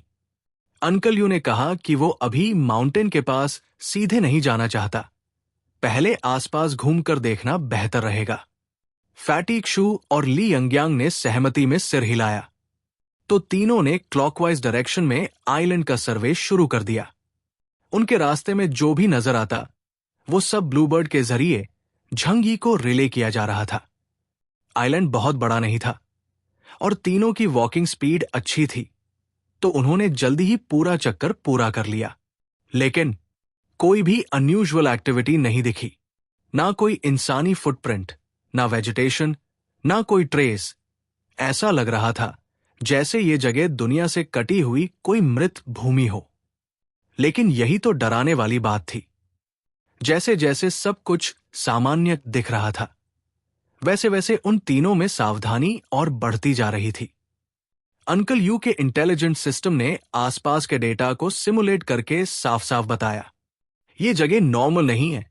इस जगह की टेरेन देखकर लगता है कि ये एक गोल माउंटेन रिंग है जो किसी बहुत बड़े वैली को घेरती है, लेकिन अंदर जाने का कोई रास्ता नहीं दिख रहा। जैसे भी देखो, ये पूरा स्ट्रक्चर किसी केज जैसा लगता है। अब हमें माउंटेन के पास जाकर ही देखना होगा। झंगी ने तुरंत मैसेज भेजा, बी केयरफुल, डोंट वरी, हम पूरी सावधानी रखेंगे। फैटी शू थोड़ा नर्वस था, लेकिन अब जब यहां तक आ ही गए थे तो पीछे हटने का सवाल ही नहीं था। उसने अपने एक्सोस्केलेटन का फ्लाइंग डिवाइस एक्टिवेट किया और आसमान की ओर उड़ गया।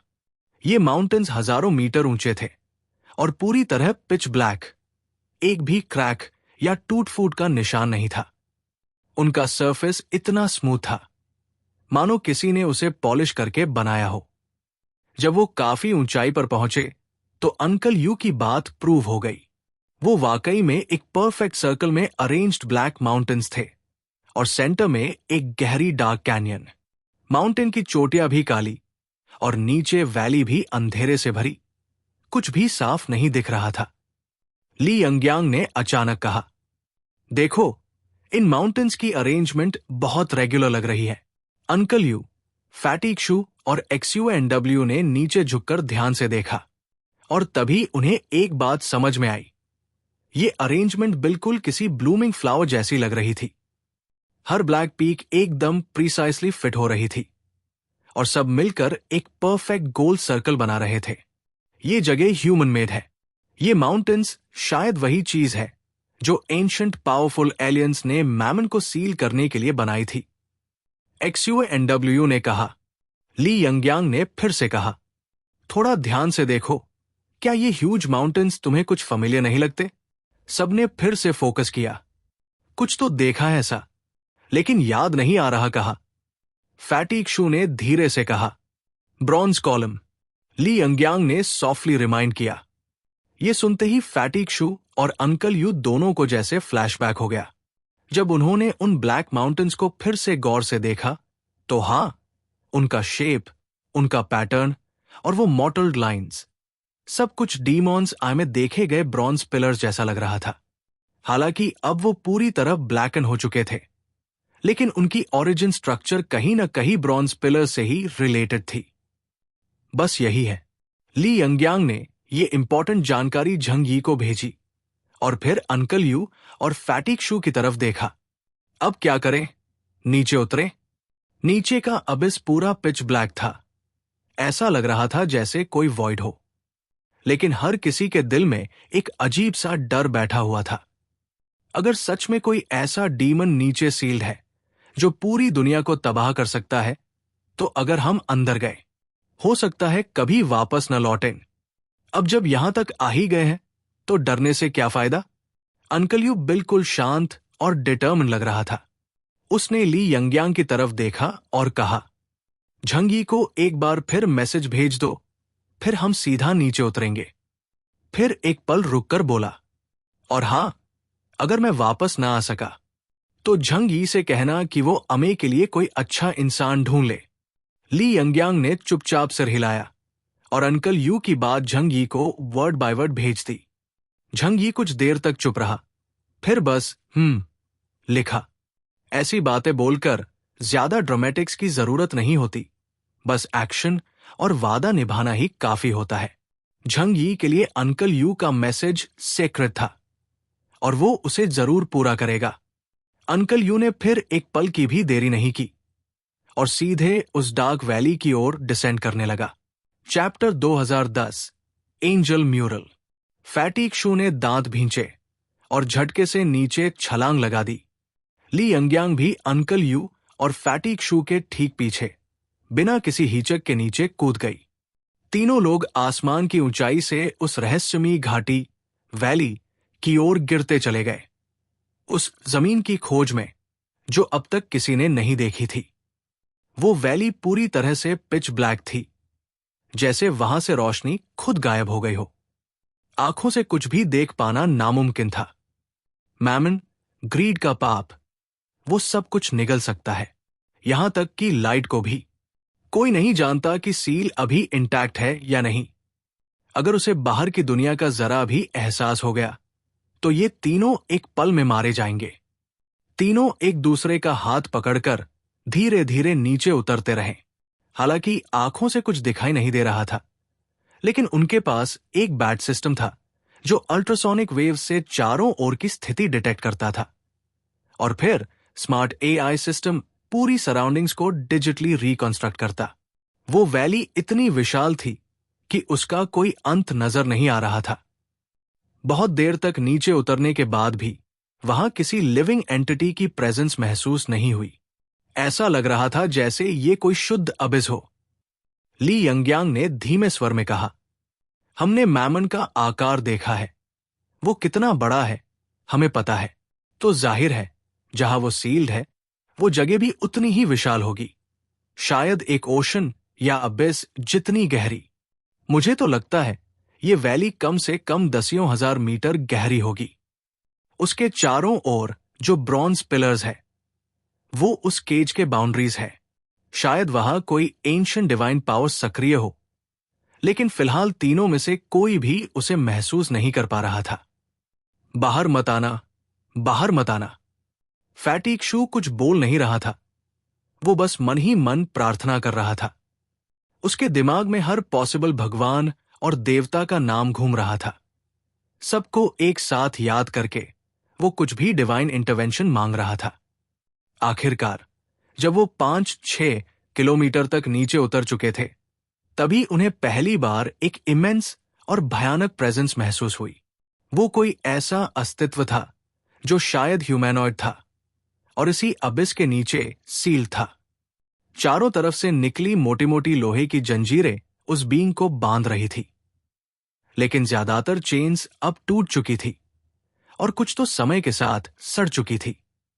ये वही जंजीरें थी जिनसे कभी मैमन को बांधा गया था, लेकिन अरबों साल बीतने के बाद उनका असर अब खत्म हो चुका था। अंकल यू की आंखों में गंभीरता छा गई। उसने एक नजर में पहचान लिया, वो नीचे जो विशाल शरीर है वही मैमन है, क्योंकि उन्होंने पहले चर्नोबिल में उस जायंट गॉड को देखा था, उसकी एनर्जी को फील किया था। अब भले ही वो उनकी आंखों से न दिख रहा हो, लेकिन उसकी अंदर छुपी डार्कनेस और पावर आज भी दिल दहला सकती थी।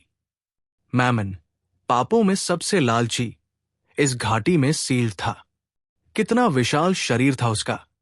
अगर वो बाहर आ जाए तो शायद ऐसा लगे जैसे आसमान से भी ऊंचा कोई दानव जमीन पर उतर आया हो।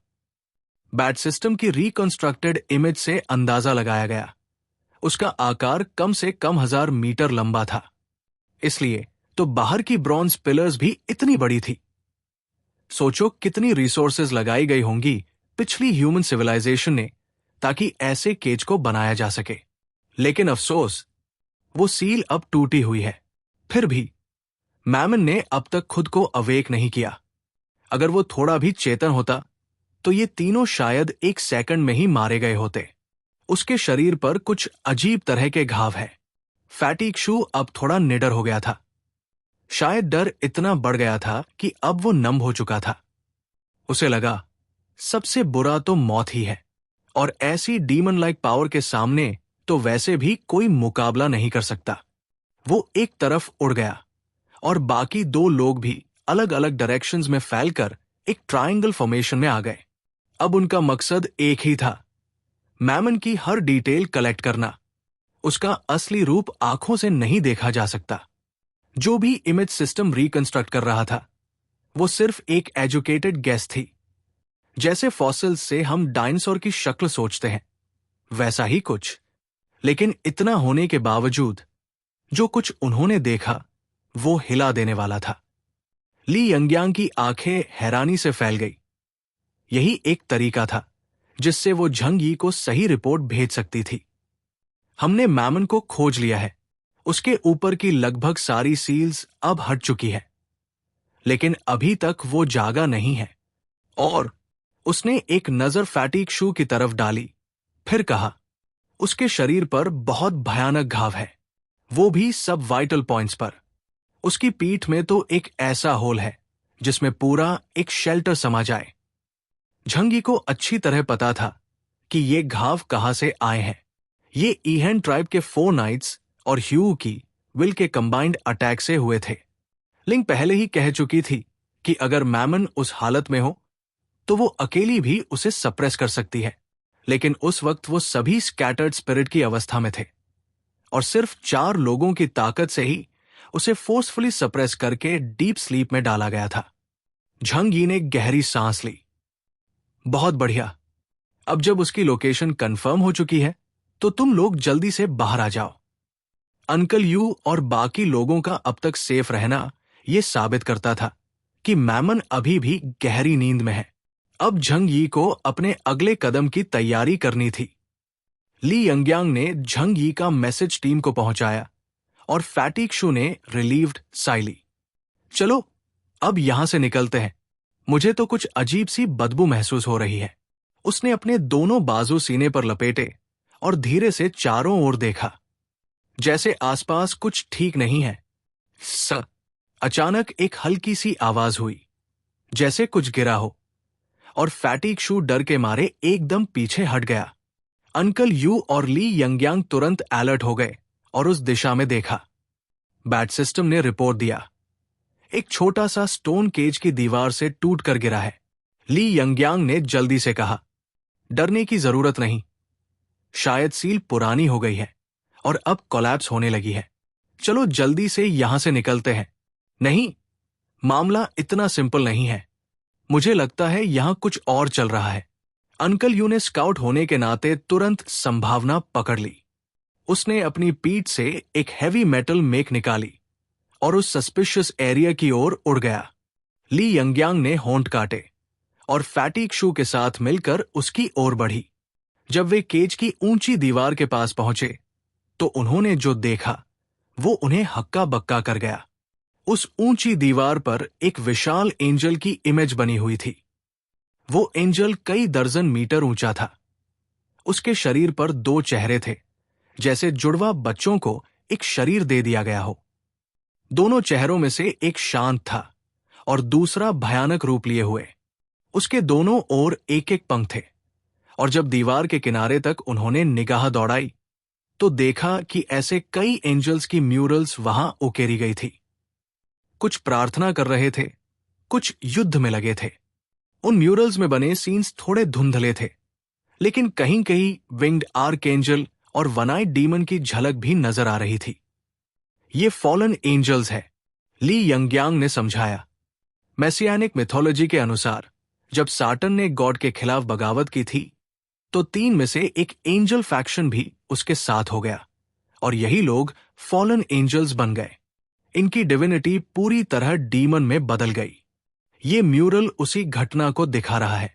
अंकल यू थोड़ी देर तक सोचता रहा और फिर बोला, झंग यी ने एक बार कहा था कि मैसियानिक धर्म में जो गॉड है वो क्रिएटर है। फॉलन एंजल्स उस क्रिएटर की क्रिएशंस है, और ड्रक्स जो फाइनल विलन है वो भी उसी क्रिएटर की विल से बने हैं। वही जो आर्कएंजल्स और बाकी ओबीडिएंट गॉड्स हैं वो ईहेन ट्राइब से हैं। तो क्या ये कोई तरह की एंशिएंट एंग्रेविंग है?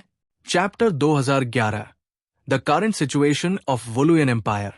दीवारों पर उकेरी गई जो बातें थी वो एंशिएंट स्टोरीज को बयान करती थी। लेकिन अंकल यू ने उन्हें बस पुरानी गिरे पड़ी म्यूरल्स समझकर ज्यादा ध्यान नहीं दिया। अब जब हमने मैमन को ढूंढ लिया है तो जल्दी से झंगी और बाकी लोगों को यहां बुलाओ। बाकी एलियन ट्रूप्स के आने से पहले हमें ये काम निपटा लेना चाहिए।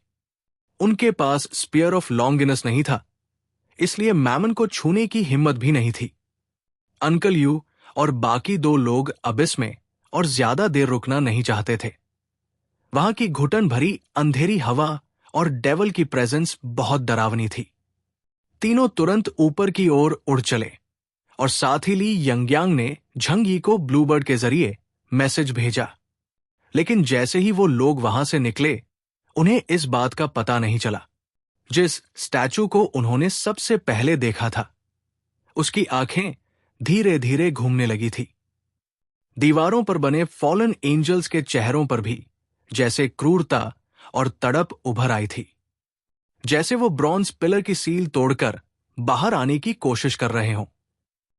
झंगी को जैसे ही अंकल यू की टीम से सूचना मिली, उसका मन कुछ शांत हुआ। कम से कम ये साबित हो गया कि मैमन अभी भी सील्ड है।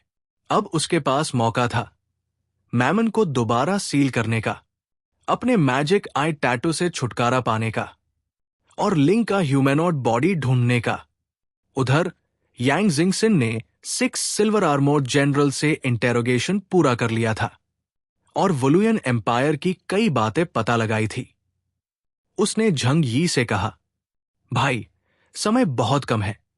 मैं वुलुयन एम्पायर के बारे में संक्षेप में बता देती हूं। तियनहाई सिटी की पिछली लड़ाई और इस बार का हमला, इन दोनों में वुलुयन एम्पायर ने अपने 70% टॉप एलियंस खो दिए हैं। डिजास्टर से बचने के लिए उन्होंने ना तो अपनी टेक्नोलॉजी डेवलप की और ना ही जनसंख्या बढ़ाई। उनकी टोटल पॉपुलेशन अभी करीब 1 मिलियन है और अभी उनके पास सिर्फ 2 बिशप लेवल एलियंस हैं। सबसे शक्तिशाली जो है अंडरवर्ल्ड का गेटकीपर और उनका कमांडर झेंगलो, उसका एबिलिटी इंडेक्स करीब 50,000 पॉइंट्स है अगर हमारे स्केल से नापा जाए। टेक्नोलॉजी के लिहाज से वो ह्यूमन से कुछ साल आगे हैं, लेकिन अब जब हमें कैंग ये ट्राइब की टेक्नोलॉजी मिल गई है तो हम किसी से कम नहीं हैं। झंग यी ने ये सब सुनने के बाद मन में निर्णय ले लिया। मार्शल झेंगलो, नाइट लेवल वॉरियर, यही हमारा सबसे बड़ा खतरा है।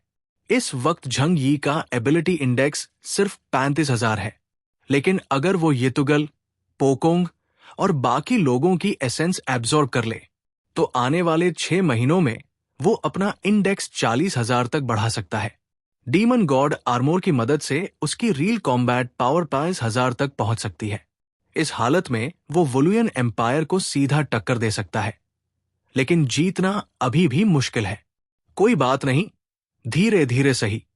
झंग यी की नजर वीक वाटर अबिस की उस दिशा में गई जहां अंकल यू और उसकी टीम गई थी। अगर मैं लिंक का ह्यूमन बॉडी पालूं तो वुलुयन एम्पायर को पूरी तरह से खत्म करना पॉसिबल होगा। अब उसे इस एंटायर प्रोसेस को तेज करना होगा। पोकोंग और 6 जनरल्स की मौत के बाद वुलुयन एम्पायर जरूर बदले की आग में जल रहा होगा। जैसे कहा जाता है, चोर 1000 दिन चोरी कर सकता है, लेकिन कोई 1000 दिन तक चौकसी नहीं कर सकता। सबसे अच्छा तरीका है खतरे को हमेशा के लिए खत्म करना। अभी इस मुद्दे को यही बस करते हैं, पहले जो सामने है उसे संभालते हैं। झंग यी ने हाथ उठाया और दिमाग में नई योजना बना ली।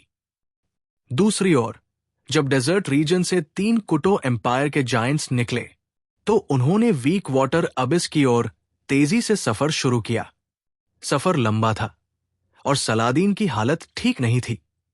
चाहे उसे दवाइयां दी गई हों, लेकिन उसकी फिजिकल इंजरीज जल्दी रिकवर नहीं हो पाएंगी। आखिरकार वो कंट्री की पहाड़ियों की सलाइवा बेहद कोरोसिव और जहरीली होती है। सलादीन, सेजहरद और प्रिंस आमिर के सपोर्ट से जिद के साथ आगे बढ़ रहा था ताकि बाकी किसी से पहले झंग यी तक पहुंच सके और जुनझेंग सेक्ट की साजिश के बारे में उसे बता सके। केओस को कुछ नहीं होना चाहिए। हिटोमी ऑर्गेनाइजेशन ने उसे 4 हॉर्समैन ऑफ होप में से एक घोषित किया है। सलादीन खुद से बड़बड़ाया। आमिर ने चिंतित होकर कहा, लेकिन अब उसके बहुत सारे दुश्मन बन गए हैं। शायद बहुत लोग अब ये अंदाजा भी लगाने लगे हैं कि चेर्नोबिल से उसे कितना फायदा मिला है। लालची और ताकतवर लोग अब उससे कुछ पाने की कोशिश में लग गए हैं। सलादी ने यह सुनते ही दाढ़ी सहलाई और रहस्यमय मुस्कान दी। तो क्या यह गलत है? अगर ये वजह ना होती तो फिर उसे हिटोमी ऑर्गेनाइजेशन में जुड़ने की जरूरत क्या थी? कम से कम मुझे एक बात का यकीन है, वो जूझेंग चर्च में कभी शामिल नहीं होगा, क्योंकि उस सेक्ट का मतलब है समर्पण और बलिदान। सलादीन ने लंबी सांस ली, लेकिन आमिर और हरद ने इस पर कोई जवाब नहीं दिया। अचानक दोनों वहीं रुक गए और उनकी नजरें सामने की ओर जम गई। सलादीन ने भी हैरानी से आगे देखा और अगले ही पल उसका दिल एक बार को धड़कना भूल गया। सामने की जमीन वीरान और अंधेरी थी। दूर कहीं एक ब्लैक ओशन सा फैला हुआ दिख रहा था, बिल्कुल सड़ी हुई, ठहरी हुई स्टैग्नेंट वाटर जैसी। और इसी धरती पर उनके सामने एक आकृति खड़ी थी। वो काले और लाल भारी आर्मों में था, हाथ में मोटा और लंबा स्पीयर लिए हुए समंदर की ओर देख रहा था, जैसे किसी सोच में डूबा हो। धत तेरी, फिर से ये मिल गया, आमिर ने दांत भींचकर गाली दी। ईविल क्रो, जो कभी मरता नहीं, बल्कि हर बार पहले से दोगुना ताकतवर बनकर लौटता है। जब वो लोग डीमॉन्स आय में घुसे थे, तब इस ईविल क्रो से लड़ चुके थे। टनल स्पेस कोलैप्स होने पर ईविल क्रो गायब हो गया था, लेकिन वो जितने हिस्सों में बंटा था, उतनी ही क्लोन्स बन गई थी। इसलिए अब उसका फिर मिलना कोई चौंकाने वाली बात नहीं थी, बल्कि अनलकी कोइंसिडेंस जरूर था। पहले करप्ट माउंटेन ने उन्हें ऑलमोस्ट मार ही दिया, अब फिर ये ईविल क्रो सामने आ गया। हरद की आंखें उसकी खोखली आई सॉकेट्स में गहराई तक धंसी थी। बस अंधेरा ही दिखता था।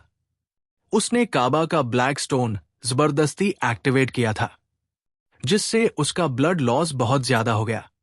और वो कोई आओ फैमिली का एंशंट मॉन्स्टर नहीं था, जो दिल फेफड़े भी दे दे फिर भी जिंदा बच जाए। ईविल क्रो अभी भी वीक वाटर अबिस की ओर पीठ किए खड़ा था।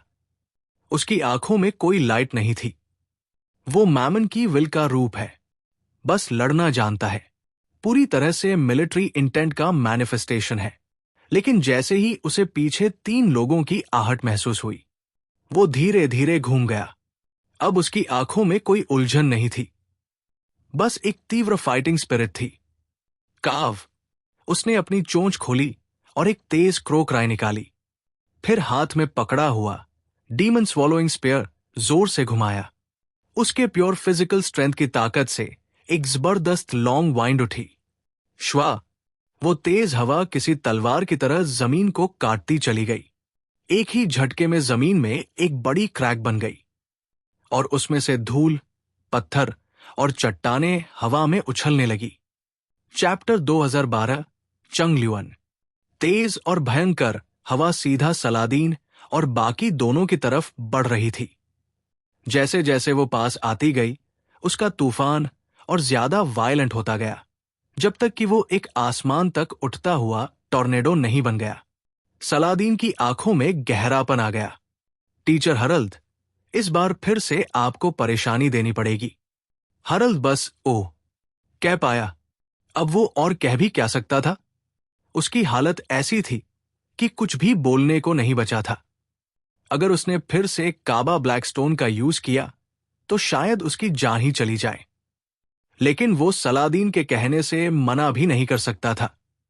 असैसिन्स मौत से डरते नहीं, कम से कम उनके डॉक्ट्रिन में तो यही लिखा था। अब तो बस यही दुआ की जा सकती थी कि मौत के बाद उसका रास्ता हीरों और सोने से भरी किसी हेवनली रोड पर खुले, जहां एंडलेस वाइन हो, एंडलेस फूड हो और बेइंतहा हसीन और जवान लड़कियां हों। समीर ने तुरंत अपने 2 कर्व्ड स्वॉर्ड्स निकाले और सलादीन के आगे खड़े हो गया।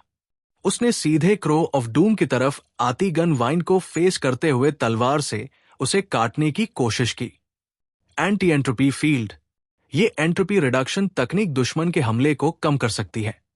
और जैसे ही उसने अपना फील्ड एक्टिवेट किया, तूफान थोड़ा शांत होने लगा। लेकिन ये तो सिर्फ क्रो ऑफ सिन की हवा भर थी। अभी असली हमला तो शुरू भी नहीं हुआ था।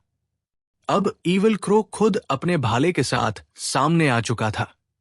उसका पूरा व्यक्तित्व किसी युद्ध में उतरे जनरल जैसा था। जैसे सामने जो भी है सब कुछ उस भाले से मिटा देगा।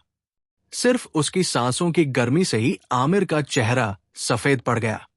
आखिरकार वो सिर्फ एक ब्लैक चैरियट लेवल म्यूटेंट है। ऐसे मॉन्स्टर से सामने सामने की लड़ाई में तो कुछ ही सेकंड्स में उसका अंत हो सकता है। वो तो सबसे खतरनाक मेली टैंक है। सलादीन बिल्कुल नहीं चाहता था कि उसका बेटा उसकी आंखों के सामने मारा जाए। इसलिए वो खुद एक काली परछाई बनकर आगे बढ़ गया। उसकी परछाई से बहुत सारी गोस्ट्स निकली और तलवारें लेकर ईविल क्रो की तरफ दौड़ पड़ी। लेकिन क्रो ऑफ डूम का फाइटिंग स्टाइल बेहद सिंपल और ब्रूटल था। उसके भाले के एक झटके से सारी गोस्ट्स उड़ गई। वो पास भी नहीं आ पाई और हवा के तेज कटाव में ही चूर चूर हो गई। Shadow chopping. सलादीन का शरीर थरथराया और एक पतली सी शैडो ब्लेड आसमान तक खिंच गई और सीधे क्रो ऑफ सिन के शरीर से टकराई। इस टेक्निक की खासियत यह है कि सामने खड़े दुश्मन को कुछ भी नजर नहीं आता, कोई वार्निंग नहीं। जब शैडो स्लैश की एनर्जी ईविल क्रो की तरफ गई तभी उसे किंग ऑफ असैसिन्स की मर्डर इंटेंशन का अंदाजा हो गया। उसने अपना डीमन स्वॉलोइंग स्पीयर घुमाया और जबरदस्त फुर्ती से उस हमले को डॉज कर लिया। ये जो सिस्टम उसके पास है उसमें कुछ खास एबिलिटीज नहीं, बस उसकी हर बेसिक क्वालिटी को चरम स्तर पर पहुंचा दिया गया है। सलादीन को थोड़ा अफसोस हुआ कि अगर ईविल क्रो ने सीधे रेजिस्ट किया होता तो एलिमेंटल डायमेंशन की शैडो अटैक उससे बच नहीं सकता था। ये अटैक कोई साधारण चीज नहीं। अगर आप उसे रोकने की कोशिश करते हैं और आपके पास झंग यी जैसा डायमेंशनल गेट नहीं है तो फिर सीधा हिट होना तय है। क्रो ऑफ डूम की लड़ाई की इंस्टिंक्ट ही भयानक है, पर सलादीन को यह भी शुक्र मानना चाहिए कि जो वर्जन वो देख रहा है वो इतिहास का सबसे कमजोर क्रो ऑफ डूम है। कभी भी अगर मैमन थोड़ा भी रिवाइव हो जाए तो यही ईविल क्रो सलादीन जैसे म्यूटेंट को चुटकी में खत्म कर सकता है। याद है वो कॉर्प्स ड्रैगन जिसे झंग यी ने फेस किया था?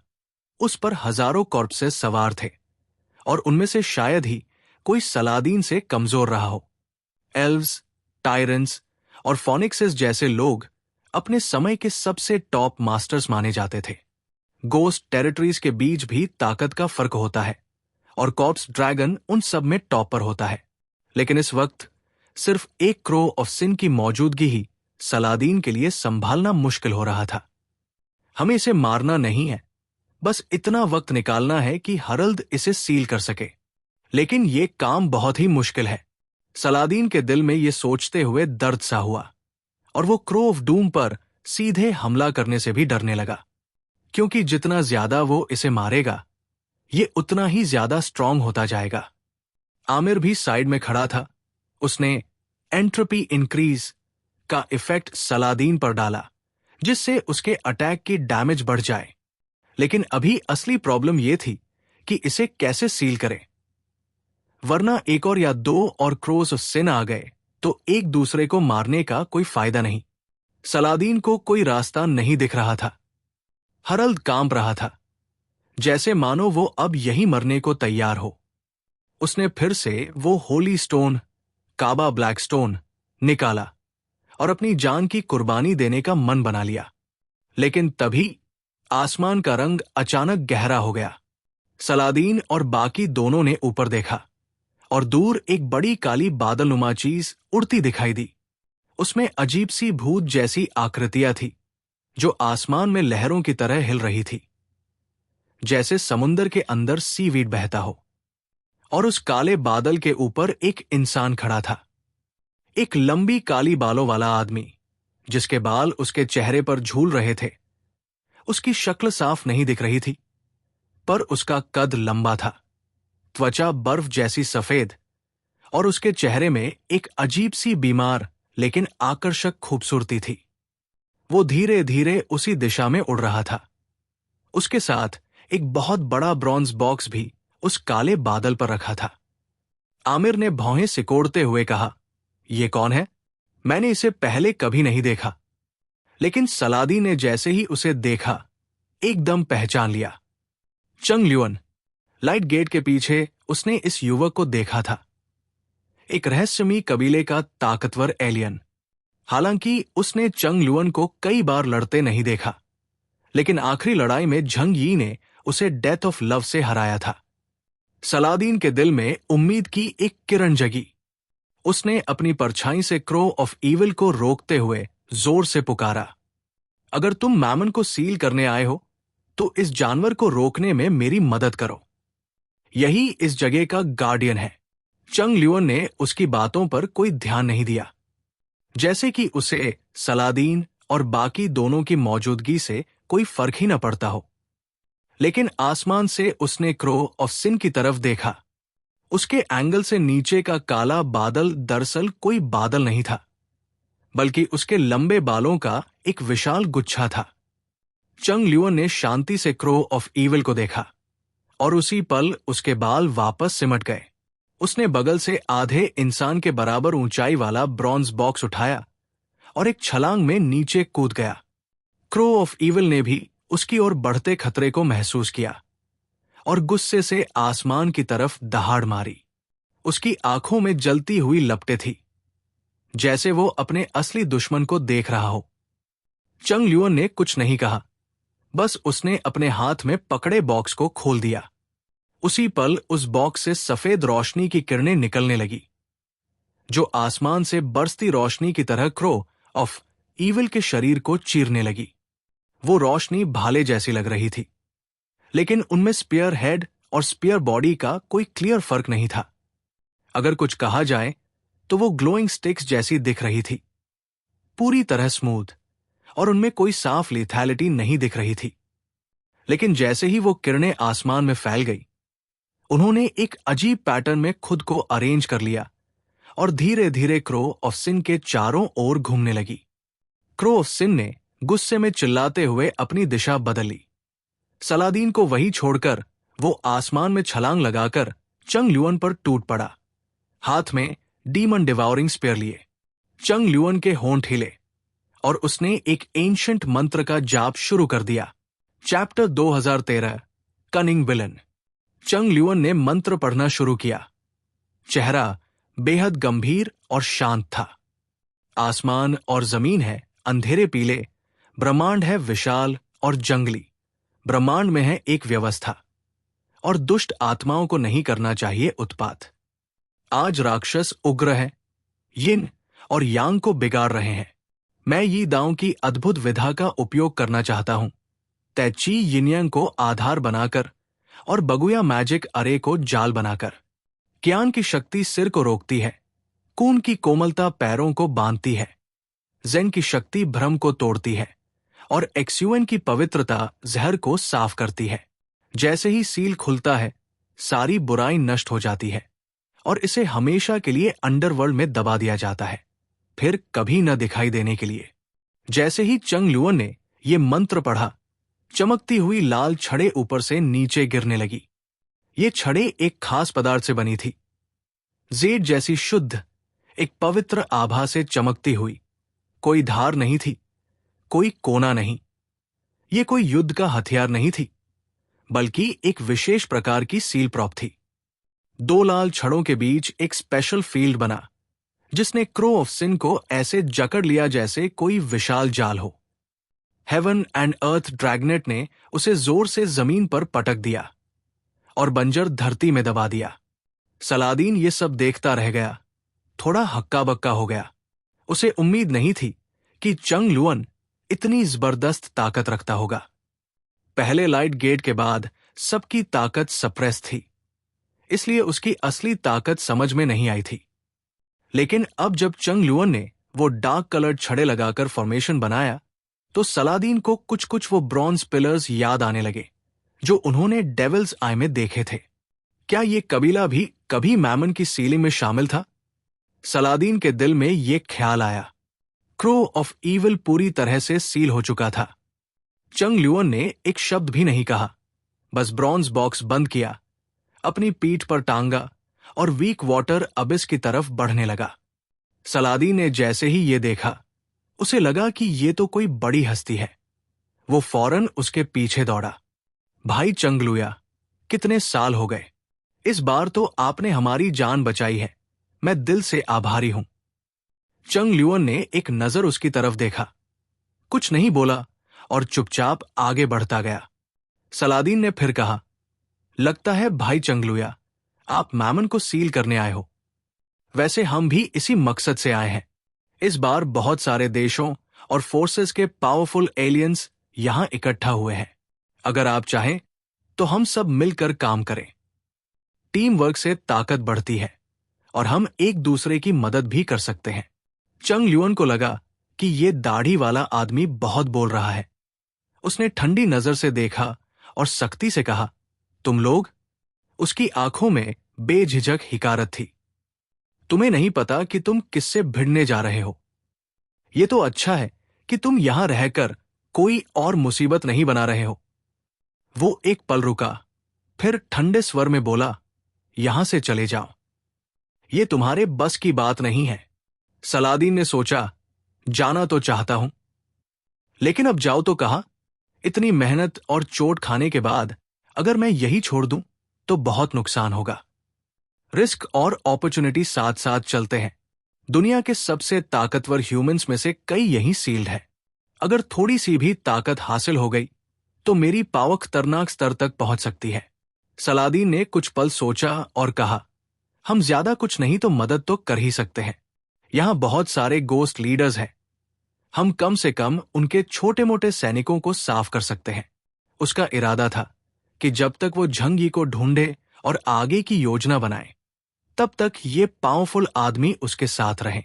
वैसे भी मैं हुआक्शू कंट्री के हु डन को ढूंढना चाहता हूं। मुझे याद है उनका आपकी किनलिंग ड्रैगन क्लैन से अच्छा रिश्ता है। किनलिंग ड्रैगन क्लैन की एग्जिस्टेंस अब कोई रहस्य नहीं रही। तियनहाई की लड़ाई में लोंगजी ने वुलुयन एम्पायर की पूरी आर्मी को एक सांस में राख बना दिया था और 2 तलवारों से अंडरवर्ल्ड के गेटकीपर का सपना तोड़ दिया था, जिससे पूरी दुनिया दहल गई थी। लेकिन चंग ल्यूअन के चेहरे पर कोई राहत नहीं दिखी। हुएक्सू के लोग हमें नहीं जानते। चंग ल्यूअन का यह जवाब सुनकर सलादीन को और कुछ सूझा ही नहीं। मजबूरी में उसके पीछे पीछे चल पड़ा, लेकिन उसे पता था कि चंग ल्यूअन भी वही जा रहा है जहां मैमन को सील किया गया है। चंग ल्यूअन ने सलादीन और बाकी 2 लोगों की तरफ पलटकर देखा तक नहीं। वो बर्ताव में बहुत हद तक बाई लोंगजी जैसा था। शायद उनके लिए इंसान वाकई में बस एक बोझ थे जिन्हें नजरअंदाज किया जा सकता है। थोड़ी ही देर में वो वीक वाटर अबिस के किनारे पहुंचे, जहां उनकी मुलाकात झंगी और उसकी टीम से हुई। क्या ये ड्रैगन क्लैन वाला है? झंगी ने धीरे से कहा। चंग ल्यूअन की आभा कुछ ज्यादा ही बाई लोंगजी जैसी लग रही थी। ड्रैगन क्लैन के लोग थोड़े घमंडी जरूर हैं, लेकिन उनकी ताकत देखकर वो इस घमंड के हकदार भी हैं। अब सोचो तो, अंडरवर्ल्ड का गेटकीपर झेंगलो, जिसकी ताकत 50,000 पॉइंट से ऊपर थी, अगर उसे बाई लोंगजी ने सब्जी काटने की तरह काट दिया था तो उसकी ताकत 60,000 पॉइंट से ऊपर ही होगी। तो फिर चंग ल्यूअन कितना ताकतवर होगा? झंगी के मन में अब भी ड्रैगन क्लैन के लिए थोड़ा सॉफ्ट कॉर्नर था। भले ही बाई लोंगजी का मिजाज खराब था, उसने कभी उसकी जान बचाई थी। शेंगजिंग रीजन और ड्रैगन क्लैन के बीच कई पुराने रिश्ते भी हैं, लेकिन अब भी झंग यी को चौकस रहना पड़ेगा। अगर उसे लिंग का ह्यूमन बॉडी मिल गया तो क्या ये लोग उसे छीनने की कोशिश नहीं करेंगे? फिलहाल झंग यी ने चेहरे पर मुस्कान लाकर दोस्ताना रवैया दिखाया और आगे बढ़ा। अरे, ये तो ब्रदर चंगलुया है। कितने दिन हो गए मिले हुए। वाकई में बहुत सम्मान की बात है। चंग ल्यूअन ने उसे घूर कर देखा और दांत पीसते हुए कहा, धूर्त विलेन। झंग यी, गाह। उसके गले में शब्द अटक गए। वो लगभग भूल ही गया था कि उसने लाइट गेट के पीछे कितने लोगों के साथ साजिश की थी। चंग ल्यूअन, जो आमतौर पर बेहद शांत और ठंडा रहता है, अगर इस तरह घूर रहा है तो साफ है कि वो अब तक उस घटना को भूला नहीं है। झंग यी ने बेशर्मी से हाथ फैलाकर कहा, अरे यार, पुरानी बातें छोड़ो। अगर तुमने याद नहीं दिलाया होता तो मैं तो भूल ही गया था। चंग ल्यूअन के गोरे चेहरे की मांसपेशियां तक खिंच गई। दूर रहो, मैं कोई हस्बैंड नहीं हूं जो तुम्हारे साथ यहां ड्रामा करता रहूं। हालांकि उसके चेहरे पर गुस्सा था, लेकिन उसने झंग यी पर हमला करने की कोई कोशिश नहीं की। शायद वो जानता था कि ये समय इस तरह की हरकतों का नहीं है। और फिर उनके पूर्वजों को हुएक्सू किंगडम के ह्यूमंस के लिए कुछ भावनाएं अब भी थी। चंग ल्यूअन को देखकर वैंग जीजी और बाकी लोगों की नजरें उस पर जा टिकी। और फिर अचानक वो तीनों बड़े उत्साह से उसके पास दौड़े आए। माफ कीजिए, आप क्या ड्रैगन क्लैन के एनवो हैं? वैंग जीजी ने पूछा। चंग ल्यूअन ने तीनों मर्मेड्स की ओर एक नजर डाली और धीरे से सिर हिलाया। हूं। प्रिंस फेस्टिवल, जनरल मिंघाई और जनरल वायु तीनों बेहद उत्साहित हो गए। जनरल वायु जल्दी से आगे बढ़ा और चापलूसी से बोला, हे भगवान, एक नजर में ही समझ आ गया कि आप जैसे सुंदर और दिव्य पुरुष कोई आम इंसान नहीं हो सकते। आप तो जरूर ड्रैगन पैलेस से आए वेटर हैं। मैं जांग परिवार का उत्तराधिकारी हूं, भाई झंग वायु। सब लोग मुझे जनरल वायु कहते हैं। आपकी सेवा में हमेशा हाजिर।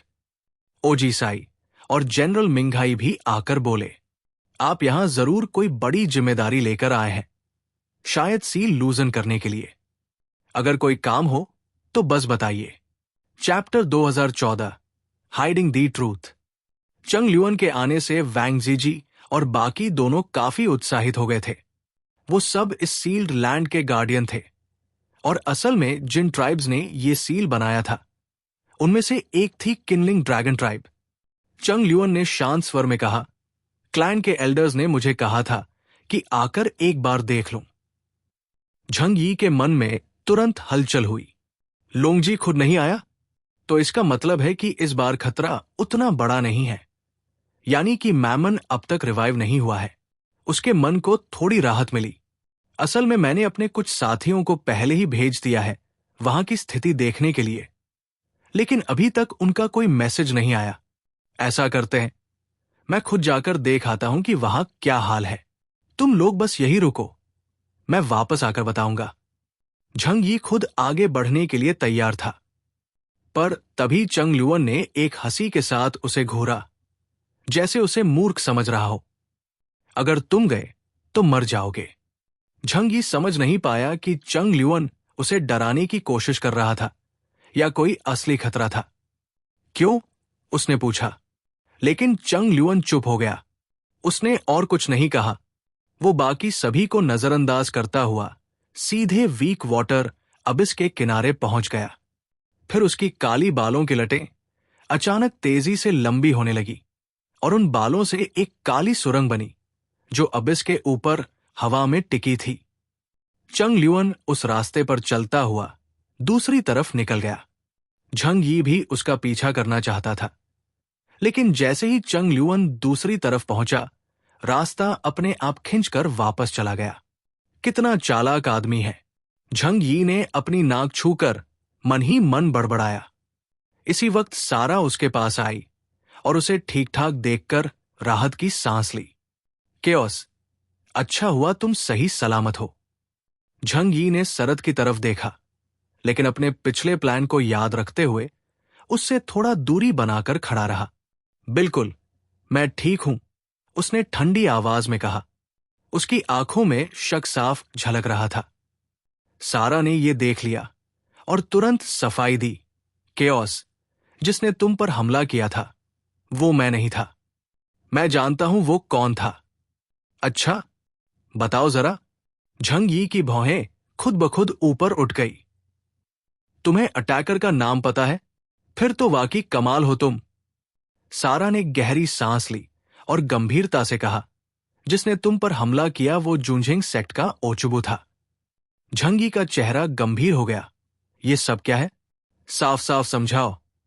सारा बोला, हमें इंटेल मिला था कि जुंझिंग सेक्ट तुम्हें टारगेट करने वाला है, इसलिए इस बार मेरा मिशन सिर्फ एक था, तुम्हारी सुरक्षा।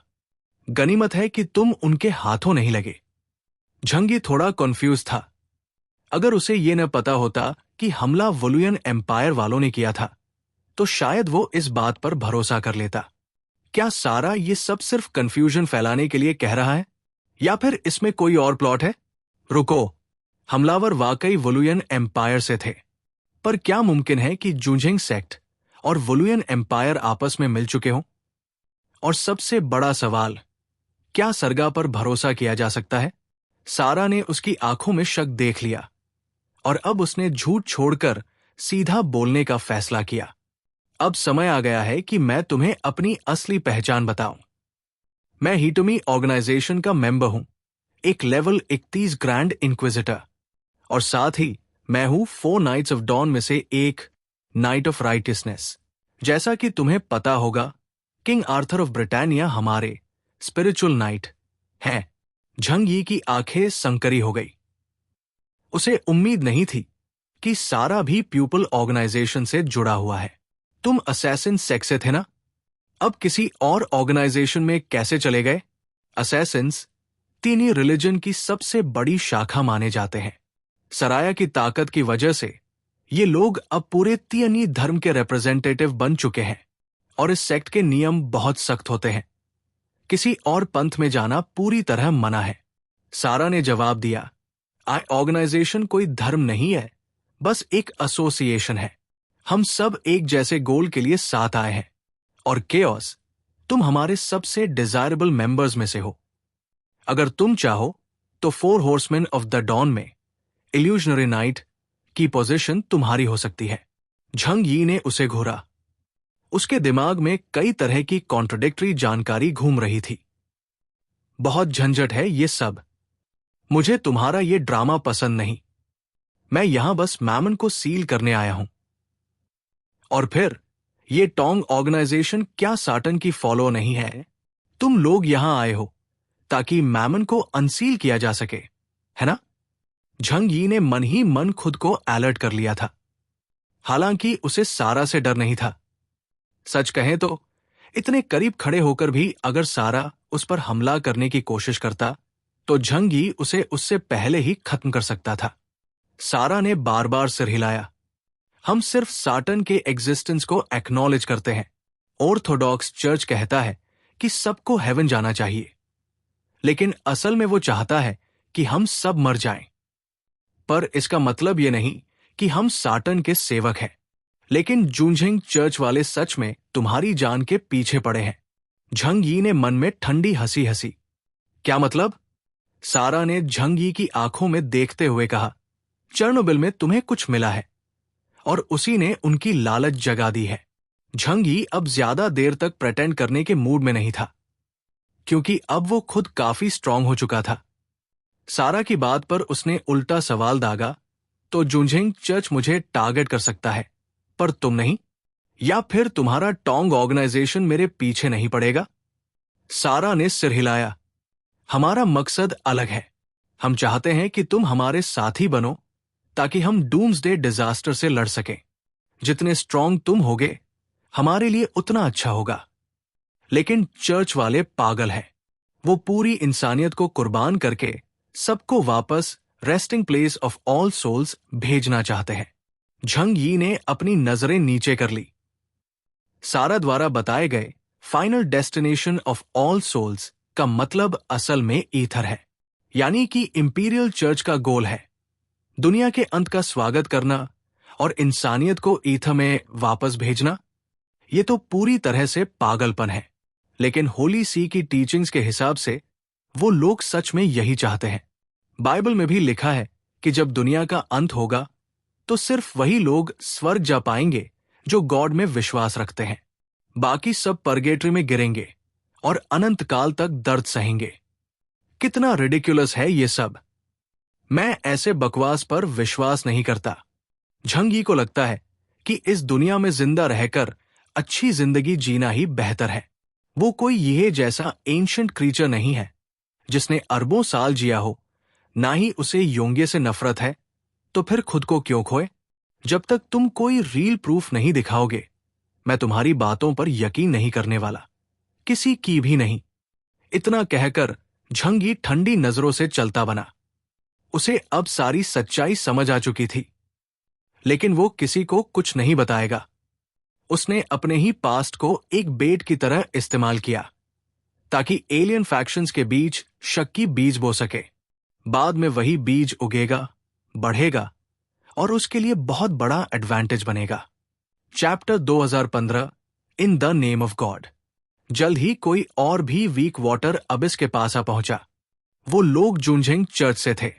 ऐसा लग रहा था कि उनका बड़ा ग्रुप पहले ही बॉर्डर तक पहुंच चुका था, लेकिन वो किसी को ढूंढ रहे थे। जब उन्होंने झंगी, सरला और बाकी लोगों की लोकेशन कंफर्म कर ली, तो वो सीधा उस तरफ बढ़ गए। भव्य और तेजस्वी नाइट्स टेम्पलर, जिनमें हर एक मेंबर ने सेक्रेड सफेद आर्मोर और रोब्स पहने थे, और उनके चारों ओर एक गंभीर, सम्मानजनक ऑरा फैला हुआ था। झंगी और बाकी लोगों ने दूर से देखा। उनकी पोशाक ज्यादा फटी नहीं थी, बस कहीं कहीं खून के दाग थे। इसका मतलब था कि उन्होंने अभी हाल ही में कोई भारी लड़ाई लड़ी थी।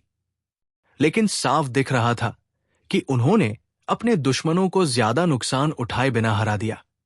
झंगी ने अपनी आंखें थोड़ी सिकुड़ी और उसे सारा की बात याद आने लगी। उसने शांत भाव से अपना मैजिक नाइफ निकाला और उसे हाथ में पकड़ते हुए सामने वालों को सतर्क नजरों से देखने लगा। जैसे ही ओलिबू और उसके लोग वहां पहुंचे, उन्होंने देखा कि झंगी, सारा और बाकी लोग उनसे बिल्कुल भी गर्मजोशी से पेश नहीं आ रहे, बल्कि उनमें एक हल्की हॉस्टिलिटी भी थी। ओलिबू तुरंत समझ गया कि उसे कैसे रिएक्ट करना है, और उसने एक लंबी सांस ली। उसने हाथ उठाकर अपने साथियों को वहीं रुकने का इशारा किया और अकेले आगे बढ़ा। Your excellency Chaos, your majesty Sarada, तुम्हें सही सलामत देखकर राहत मिली। अब जब हम सब यहां पहुंच ही गए हैं, तो क्यों न साथ मिलकर आगे बढ़े। ये जगह बहुत खतरनाक है। वो परेशान करने वाले गोस्ट लीडर्स और गोस्ट लोग कभी भी प्रकट हो सकते हैं। ओलिब ने चारों ओर सतर्कता से देखा। झंगी ने एक हल्की हंसी हंसी और चाकू को सामने करके बोला, लेकिन मुझे इस टेरिटरी ऑफ गोस्ट से ज्यादा डर अपने आसपास के लोगों से है। आजकल तो किसी पर भरोसा करना मुश्किल हो गया है। पीठ में छुरा घूमपना, यही सबसे ज्यादा दर्दनाक मौत होती है। ओलिव की आंखें थोड़ा फैल गई। योर एक्सीलेंसी, क्या आप मुझ पर शक कर रहे हैं? झंग यी ने सिर हिलाया। नहीं, मैं सब पर बराबर शक करता हूं। उस पिछले हमले में तो मेरी जान जाते जाते बची। अब तुम ही बताओ, मुझे कैसे पता चले कि तुम में से कौन गद्दार है? ओलिव ने गंभीरता से कहा, मैं भगवान के नाम की कसम खा सकता हूं। वो हमला जुनझेंग चर्च के किसी व्यक्ति ने नहीं किया था। अगर किया हो तो मरने के बाद मैं नर्क में जाऊं और ईविल स्पिरिट्स मुझे खा जाए। ये कसम बहुत भारी थी, क्योंकि सबको पता था कि एक कार्डिनल लेवल बिलीवर के लिए गॉड के नाम पर कसम खाना कितनी सेक्रेड बात होती है। जिसके दिल में सच्चा विश्वास होता है, वो अपने फेथ के साथ मजाक नहीं करता। झंगी जानता था कि इसका जवाब कैसे देना है, लेकिन उसने बस अपनी नाक छुई और कुछ कह नहीं पाया। सारा ने ठंडी हंसी के साथ कहा, यह ऑपरेशन तुम्हारे जुनझेंग चर्च ने ही ऑर्गेनाइज किया था। केओस पर जो हमला हुआ, वो बिना तुम्हारे अंदरूनी सपोर्ट के पॉसिबल ही नहीं था। चाहे तुमने खुद नहीं किया हो, लेकिन तुम इससे बच नहीं सकते। झंगी, क्या वो ये बात सबको बताएं कि असली अंडरकवर एजेंट तो नॉर्थ अफ्रीका पहुंचते ही उनकी टीम में घुस चुका था? कांत की एबिलिटी सच में अजीब है। वो चुपचाप किसी के कॉन्शियसनेस में घुस सकता है और वहां अपनी खुद की आइडेंटिटी बना सकता है। अगर बीच में कोई आउटर इंटरफेरेंस न हुआ होता, तो झंगी अब तक ये पता कर ही लेता। ओलिबू ने सरला की ओर देखा और गंभीरता से बोला, योर मैजेस्टी सरला, एक डिवाउट बिलीवर होने के नाते मैं भगवान की कसम खा चुका हूं। क्या ये काफी नहीं? बल्कि अब तो मुझे लगने लगा है कि शायद तुमने ही वो हमला करवाया हो। क्या तुम्हें हिम्मत है अपने तीनी सेक्ट के लीडर के नाम की कसम खाने की? सारा की भौहें तंग गई और झंग यी को ये यकीन दिलाने के लिए कि वो सच बोल रहा है, उसने तुरंत अपना हाथ अपने सीने पर रखा। मैं सरत अब्दुल्ला, यहां भगवान की, उस एकमात्र और महान प्रभु की शपथ लेता हूं। मुझे केओस पर हुए हमले की कोई जानकारी नहीं थी। अगर मैं झूठ बोल रहा हूं तो मुझे नर्क की आग में हमेशा के लिए जलना पड़े। झंगी को मानना पड़ा कि रिलीजन में विश्वास रखने का सबसे बड़ा फायदा यही है। जब कोई कसम खाता है तो लोग सच में उस पर भरोसा करने लगते हैं। झंगी ने दोनों को शक की नजरों से देखा और उनसे एक सुरक्षित दूरी बनाए रखी। ठीक है, अभी मैं तय नहीं कर सकता कि मुझ पर हमला किसने किया था। अगर तुम नहीं थे तो हो सकता है कि कोलंबिया के इनह्यूमंस हो या फिर एसगर्ड वाले लोग। कुल मिलाकर हमारे बीच कोई ना कोई गद्दार जरूर है। अब हर किसी को खुद ही अपनी हिफाजत करनी होगी। हां, और अगर मैंने पता लगा लिया कि वो कौन था तो मैं उसे खुद अपने हाथों से मारूंगा। ओचुबू और सारा ने भी तुरंत अपनी राय जताई। हम जूंझेंग चर्च के लोग उस गद्दार को जमीन के आखिरी कोने तक ढूंढेंगे। ऐसा नीच धोखा हम कभी बर्दाश्त नहीं करेंगे। हम कुटो एम्पायर वाले भी बिल्कुल ऐसा ही मानते हैं। हम अपने सबसे अच्छे दोस्तों पर हमला करने वालों को कभी नहीं छोड़ेंगे। सरथ ने झंग यी की ओर देखकर हल्की मुस्कान दी। उसके दिल में झंग यी अब टोंग टोंग ऑर्गेनाइजेशन का फॉल्स नाइट बन चुका था। झंग यी भी जानता था कि उसे लोगों का ध्यान भटकाते रहना है। जितनी ज्यादा अफरातफरी मचेगी उतना ही फायदा उसे होगा, क्योंकि सच्चाई सिर्फ उसी को पता थी। इसी वक्त ओक्लॉक ने भी वीक वाटर अबिस में मरमेड क्लैन के कुछ लोगों को देख लिया। ये तीन कौन है? ओब्रायन ने जिज्ञासा से पूछा। झंग यी ने पहले ही मर्मेड्स को बता रखा था कि और भी एलाइज आने वाले हैं, और इस मौके का फायदा उठाकर उसने उनकी पहचान सबके सामने रख दी। ओब्रायन की आंखों में थोड़ी हैरानी थी, लेकिन वो जल्दी ही सामान्य हो गया। मैमन के जन्म जैसा बड़ा इवेंट अगर बाकी अंडरग्राउंड कल्चर्स को भी खींच लाए तो कोई हैरानी नहीं, खास तौर पर मरमेड्स, जिन्होंने खुद को इस सील की रक्षा करने वाली जाति बताया था, को लेकर आओचुबू ने ज्यादा शक नहीं किया। प्रिंस जी ने झंग यी से कहा, हिज एक्सीलेंसी चंगलुया पहले ही समुद्र पार कर चुके हैं। उनके वहां पहुंचने के बाद सीलिंग का काम तो बस औपचारिकता है। और कोई आने वाला है क्या? झंग यी ने थोड़ी देर सोचकर कहा, थोड़ा और इंतजार करते हैं, शायद वो अभी जिंदा हों। एसगर्ड और कोलंबिया से जो इनह्यूमन टीम्स आ रही थी वो अब तक नहीं पहुंची थी, लेकिन वो लोग विश्वस्तरीय सुपरह्यूमंस थे। उनके पास जबरदस्त ताकत और कई सीक्रेट ट्रम्प कार्ड्स थे, इसलिए ऐसा नहीं लगता कि वो इतनी जल्दी मारे गए होंगे। हां, ओडीबियाओं की मौत थोड़ी दुखद थी। असल में ओडीबियाओं की एबिलिटी सिर्फ गोस्ट लीडर्स के खिलाफ प्रभावशाली थी, लेकिन वो ब्लैक बिशप लेवल की ताकत का सामना नहीं कर पाया। ये बात सिल्वर आर्मोर्ड जनरल्स की बातों से अचानक सबको पता चली। झंग यी को कोई जल्दबाजी नहीं थी समुद्र पार करने की। उसने फैसला किया कि वो बाकी लोगों का इंतजार करेगा। चंग ल्यूअन को फिलहाल आगे बढ़ने देना ही बेहतर था।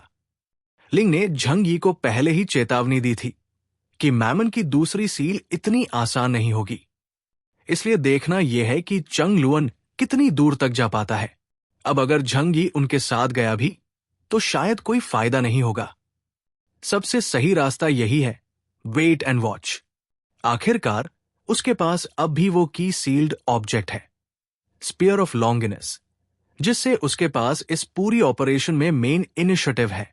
थोड़ी देर इंतजार करने के बाद बाकी दो एलियन आर्मीज भी वीक वाटर अबिस के किनारे पहुंच गई।